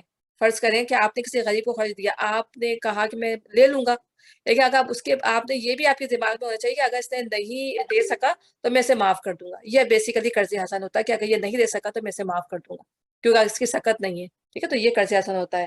تو اللہ تعالیٰ کو بھی آپ یہی سوچ کے دیں گے. اللہ تعالیٰ، آپ اللہ سے کیا امید رکھ رہے ہیں کہ اللہ تعالیٰ اس کے بدلے مجھے تو اجر دے گا، تاکہ اللہ اسے کہیں گنا بڑھا چڑھا کر واپس کرے. اور ہم بھی آگے مثال پڑھیں گے کہ کتنی کہ ایک اس میں سے ایک دانے میں سے 7 بالیں نکلی، 7 بالے میں سے جو ہے وہ کیا ہے وہ 100 دانے نکلے. 7 بالیں ہیں، ان میں سے 100 دانے ہیں. تو اللہ تعالیٰ خرچ کرنے والی کی مثال بتا رہا ہے کہ وہ 700 گنا اجر ہوتا ہے، اور اللہ چاہے تو اس کو مزید بڑھا کر جو ہے وہ دیتا ہے، بندے کو بڑھا چڑھا کر دیتا ہے. اور اس کی مثالیں بھی بہت زیادہ آئیں گی جو ہم ڈیٹیل میں پڑھیں گے. پھر تم نے اس معاملے پہ بھی غور کیا جب موسیٰ کے بعد سرداران بنی اسرائیل کو پیش آیا تھا. انہوں نے اپنے نبی سے کہا ہمارے لیے ایک بادشاہ مقرر کر دو تاکہ ہم اللہ کی راہ میں جنگ کریں. نبی نے پوچھا کہیں ایسا تو نہیں ہوگا تم کو لڑائی کا حکم دیا جائے اور پھر تم نہ لڑو؟ تو ہو سکتا ہے یہ جو آیتیں یہاں پر ہیں وہ پیچھے ہم نے کہا نا اپنے موت کے ڈر سے نکل گئے تھے، تو بعض اسکالرز کہتے ہیں کہ وہ آیتیں ہو سکتا ہے اسی سے ریلیٹڈ ہوں یا وہ کوئی الگ واقعہ ہو، تاکہ ہم اللہ کی راہ میں جنگ لڑیں. نبی نے پوچھا کہ ایسا تو نہیں ہوگا کہ تم کو لڑائی کا حکم دیا جائے اور پھر تم نہ لڑو؟ وہ کہنے کہ بھلا یہ کیسے ہو سکتا ہے کہ ہم راہ خدا میں نہ لڑیں جبکہ ہمیں اپنے گھروں سے نکال دیا گیا اور ہمارے بال بچے ہم سے جدا کر دیے گئے ہیں. مگر جب ان کو حکم دیا گیا تو ایک قلیل تعداد کے سوا سب پیٹھ موڑ گئے، اور اللہ ان میں سے ایک ایک ظالم کو جانتا ہے. تو پہلے مطلب انہوں نے دیکھا کہ ہم تو اتنی کمزور قوم ہو گئی ہے، ہم جو ہے پستی میں مبتلا ہو گئے ہیں، دوسری قومیں ہمارے پاس چڑھ آئی ہیں. تو ان کو احساس ہوا اس بات کا. تو انہوں نے اپنے جو ہے ان کے زمانے میں جو نبی تھے، سموئیل کہا جاتا ہے ان کے زمانے میں جو نبی تھے، انہوں نے ان سے کہا کہ آپ جو ہے ہمارے لیے اللہ سے دعا کریں کہ اللہ تعالیٰ جو ہے ہمارے لیے کوئی ایسا بادشاہ مقرر کر دے جس کی مائیت میں جو ہے ہم لڑیں جا کر. تو انہوں نے ان سے پوچھا کہ ایسا تو نہیں ہوگا کہ کہیں تم جو ہو حکم تم پر لکھ دیا جائے لڑائی کا اور تم اس سے جو ہے نہ لڑ سکو؟ تو جب حکم آیا تو وہ اس میں سے بہت سارے لوگ جو ہے وہ پیٹ پھیر گئے. ان کے نبی نے ان سے کہا اب جن لوگوں نے مانا تھا یا جو ان میں جو لوگ ہوں گے جو راضی ہو گئے ہوں گے تو ان کے نبی نے ان سے کہا کہ اللہ نے طالوت کو تمہارے لیے بادشاہ مقرر کیا ہے. ٹھیک ہے. یہ سن کر بولے ہم پر بادشاہ بننے کا وہ کیسے حقدار ہو گیا؟ اس کے مقابلے میں بادشاہی کے ہم زیادہ مستحق ہیں. وہ تو کوئی بڑا مالدار آدمی نہیں ہے. نبی نے جواب دیا اللہ نے تمہارے مقابلے میں اسی کو منتخب کیا ہے اور اس کو دماغی اور جسمانی دونوں قسم کی اہلیت فراوانی کے ساتھ عطا فرمائی ہے. اور اللہ کو اختیار ہے کہ اپنا ملک جسے چاہے دے. اللہ بڑی وسعت رکھتا ہے. اس وقت بھی آپ دیکھیں ان کا مانگ بھی رہے ہیں کہ اللہ تعالیٰ ہمیں جو ہے ایسا بادشاہ دے. لیکن جب اللہ تعالیٰ نے ان کے لیے بادشاہ مقرر کر دیا تو اسی بادشاہ کے اندر جو ہے انہوں نے عیب نکالنا شروع کر دیا کہ اس کے پاس تو پیسہ نہیں ہے, وہ تو بہت ہی غریب ہے. حالانکہ اللہ چاہتا ہے, اللہ جانتا ہے کہ انسان کے اندر کیا کیا جو ہے وہ چھپی ہوئی ہیں, کیا کیا اللہ تعالیٰ نے اس کے اندر جو ہے قابلیتیں چھپا کر رکھی ہوئی ہیں. تو اللہ جو مین قابلیت جو اللہ کے نظر میں ہے وہ ایک تو وہ کہ جو اس کے وہ ذہین تھا, سمجھدار تھا. دوسری یہ کہ ایک جسمانی طاقت تھی جو بادشاہ بننے کے لیے ضروری ہوتی. تو دو چیزیں جو تھی وہ بہت امپورٹنٹ تھی, ایک تو ذہنی قابلیت اور ایک جسمانی قابلیت. لیکن انہوں نے اس کو کچھ نہ گردانا اور بلکہ کہا کہ ہمیں کیوں نہیں بادشاہ بنایا گیا, ہمارے اندر بھی بہت سارے لوگ ایسے تھے جو بہت امیر تھے اور بہت اچھے تھے, ان کو کیوں نہیں. تو انہوں نے اس بات کے اوپر تنقید کی. اور اللہ کو اختیار ہے کہ اپنا ملک سے چاہے دے. اللہ بڑی وسعت رکھتا ہے اور سب کچھ اس کے علم میں. اس کے ساتھ ان کے نبی نے ان کو یہ بھی بتایا کہ اللہ کی طرف سے اس کے بادشاہ مقرر ہونے کی علامت یہ کہ اس کے عہد میں وہ صندوق تمہیں واپس مل جائے گا جس میں تمہارے رب کی طرف سے تمہاری سکون قلب کا سامان ہے, جس میں آل موسیٰ آل ہارون کے چھوڑے تبرکات ہیں اور جس کو اس وقت فرشتے سنبھالے ہوئے ہیں.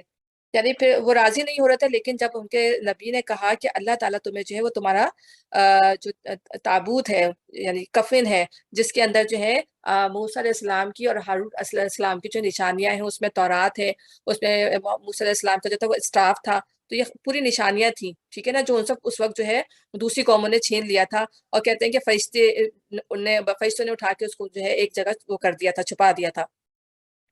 تو ان کی نشانی جو یہ بتائی گئی, تو جب ان کی نشانی بتائی گئی کہ تمہیں, کیونکہ ظاہر ہے کہ ایک آپ کی تبرک کے طور پہ آپ کہہ لیں کہ آپ کے پاس ہوتی ہے تو آپ کو سکون محسوس ہوتا ہے. جیسے فرض کرو ہمارے پاس قرآن موجود ہے تو ہمیں ایک سکون محسوس ہوتا ہے کہ ہمارے پاس قرآن موجود ہے.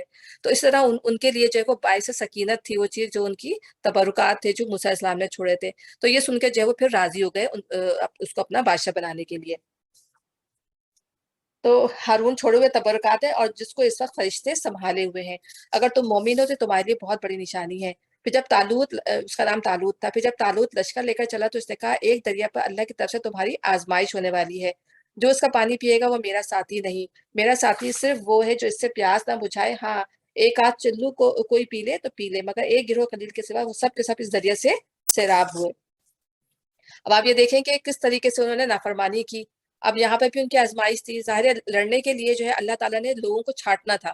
بالکل اسی طرح کا واقعہ ہے جیسے جنگ بدر میں, کہ جیسے جنگ بدر میں جو ہے وہ کیا نام ہے اس کا, عبداللہ بن ابی جو تھا وہ اپنے ٹیم کو لے کر, اپنے گروہ کو لے کے علیحدہ ہو گیا تھا. تو اللہ تعالیٰ چھاڑ دیتا ہے لوگوں کو. تو اس طرح بھی یہاں پہ بھی آزمائش تھی. پھر اللہ تعالیٰ نے انہی لوگوں کو منتخب کرتا ہے جو واقعی اس کے اہل تھے. تو یہاں پہ یہ آزمائش تھی نہر سے, اور پھر انہوں نے زیادہ تر لوگوں نے اس کا پانی پی لیا اور ان کے اندر پھر لڑائی کی ہمت نہیں. لیکن جنہوں نے نہیں پیا تھا یا بہت ہی قلیل پانی پیا تھا وہ جو ہے وہ لڑنے کے قابل ہوئے. پھر جب طالوت اور اس کے ساتھی مسلمان دریا پار کر کے آگے بڑھے تو انہوں نے طالوت سے کہہ دیا کہ آج ہمیں جالوت اور اس کے لشکروں کا مقابلہ کرنے کی طاقت نہیں.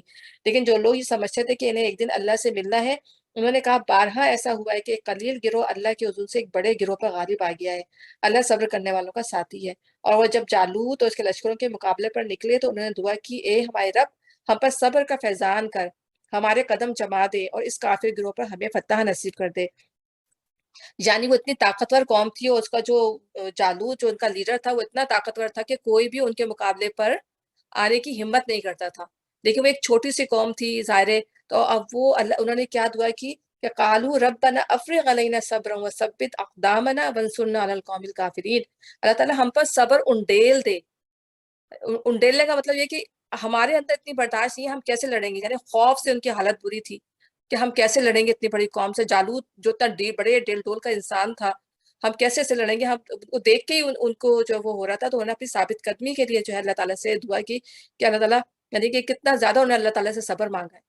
اور ہم کو بھی ظاہر ایسی مشکلات کا سامنا ہو جائے کہ ہم سے خود صبر نہ ہو رہا ہو تو ہمیں یہ دعا ضرور پڑھنی چاہیے کہ ربنا افرغ علینا صبرا وثبت اقدامنا, ہمیں فرم کر دے, وانصرنا علی القوم الکافرین, اور ہمیں اس قوم پر فتح عطا فرما دے. اور آخر کا اللہ کے حضور سے انہوں نے کافروں کو مار بھگایا، اور داؤد علیہ السلام نے جالوت کو قتل کر دیا، اور اللہ نے اسے سلطنت اور حکمت سے نوازا، اور جن جن چیزوں کا چاہا اس کو علم دیا۔ دیکھیں اللہ تعالیٰ نے ایک معمولی سے سپر سالار تھے داؤد علیہ السلام، لیکن اللہ تعالیٰ نے ان کو بھی جسم کے اندر، یعنی ان کو ان کے ذہن بھی بہت اچھا دیا تھا، ان کو جسم بھی ان کا بہت مضبوط تھا، حالانکہ چھوٹے سی عمر کے تھے، مطلب ٹین ایجرز ہوں گے، لیکن انہوں نے جو ہے وہ جالوت کو جو ہے وہ سب نے مطلب اس نے پکارا کہ کون ہے جو مجھ سے لڑے گا آگے، تو جو داؤد علیہ السلام نے جو آفر کی، ان کو منع بھی کیا گیا کہ آپ ایک چھوٹے مطلب جو عمر کے ہیں اور آپ نہیں اس سے لڑ پائیں گے، لیکن انہوں نے کہا کہ نہیں میں لڑوں گا۔ پھر انہوں نے جو ہے ظاہر وہ کوئی گیم جیسے ہوتا ہے نا غلیل ٹائپ کا، اس ٹائپ کا جو تھا ان کے پاس، جیسے بچے کھیلتے ہیں غلیل ٹائپ کا، تو اس ٹائپ کا ان کے پاس بھی وہ تھا جس سے کھیلا اس زمانے میں کھیلا کرتے ہوں، تو انہوں نے بس نہ کوئی ہتھیار نہ کچھ، انہوں نے اس کے ذریعے جو ہے وہ ایسا مارا کہ وہ پورا وہ خود پہنا ہوا تھا جالوت، پورا جو ہے جو آئرن سے جو ہے اس نے اپنے آپ کو کور کیا ہوا تھا، لیکن اس کا ایک حصہ جو تھا وہ دماغ کا وہ تھوڑا سا اس میں ہول ہوا تھا دیکھنے کے لیے، یا سانس لینے کے لیے آپ سمجھ لیں، تو اسی جگہ پہ ٹھیک نشانے پہ لگا، اس کے آر پار ہو گیا اور وہ اسی وقت مر کے گر گیا۔ بس اللہ نے ریزن بنانا تھا، اللہ تعالیٰ نے ان کو عزت دینی تھی، داؤد علیہ السلام کو ان کو بادشاہ بنانا تھا، تو اللہ تعالیٰ نے ان کے ذریعے سے یہ کام کروایا، ٹھیک ہے نا۔ تو اللہ کس طرح اللہ تعالیٰ اپنے کام کرواتا ہے کہ جب ظاہر ہے وہ جنگ لڑنے کی تو نوبت ہی نہیں آئی، جب جالوت گر گیا تو قوم جو ہے ویسے ہی ڈر کے بھاگ گئی، ٹھیک ہے نا۔ اور داؤد نے جالوت کو قتل کر دیا، اور اللہ نے اسے سلطنت اور حکمت سے نوازا، اور جن جن چیزوں کا چاہا اس کو علم دیا۔ اگر اس طرح اللہ انسانوں کے ایک گروہ کو دوسرے گروہ کے ذریعے سے ہٹاتا نہ رہتا تو زمین کا نظام بگڑ جاتا۔ اگر اس طرح فساد کرنے والے لوگ دنیا میں ہمیشہ موجود رہتے، اللہ تعالیٰ جو ہے ان کو کسی نہ کسی ذریعے سے ہٹاتا نہیں رہتا، تو کیا ہوتا پھر اس دنیا میں سے فساد ہی رہتا۔ جو اللہ تعالیٰ نے، ہم دیکھتے ہیں کہ ہم نے جو آدم علیہ السلام کا قصہ پڑھا، تو اس میں کیا تھا کہ اللہ تعالیٰ نے ایسے ایسے لوگوں کے نام بتائے تھے کہ جو اس زمین پر اصلاح کرنے والے ہوں گے، تو فرشتے بھی حیران ہوئے ہوں گے وہ سن کے۔ تو یہی ہے کہ اس طرح سے نبی آئیں گے اور وہ زمین کی اصلاح کریں گے اور زمین کو جو ہے فساد سے پاک صاف کر دیں گے۔ لیکن دنیا کے لوگوں پر اللہ کا بڑا فضل ہے کہ وہ اس طرح دفع فساد کا انتظام کرتا رہتا ہے۔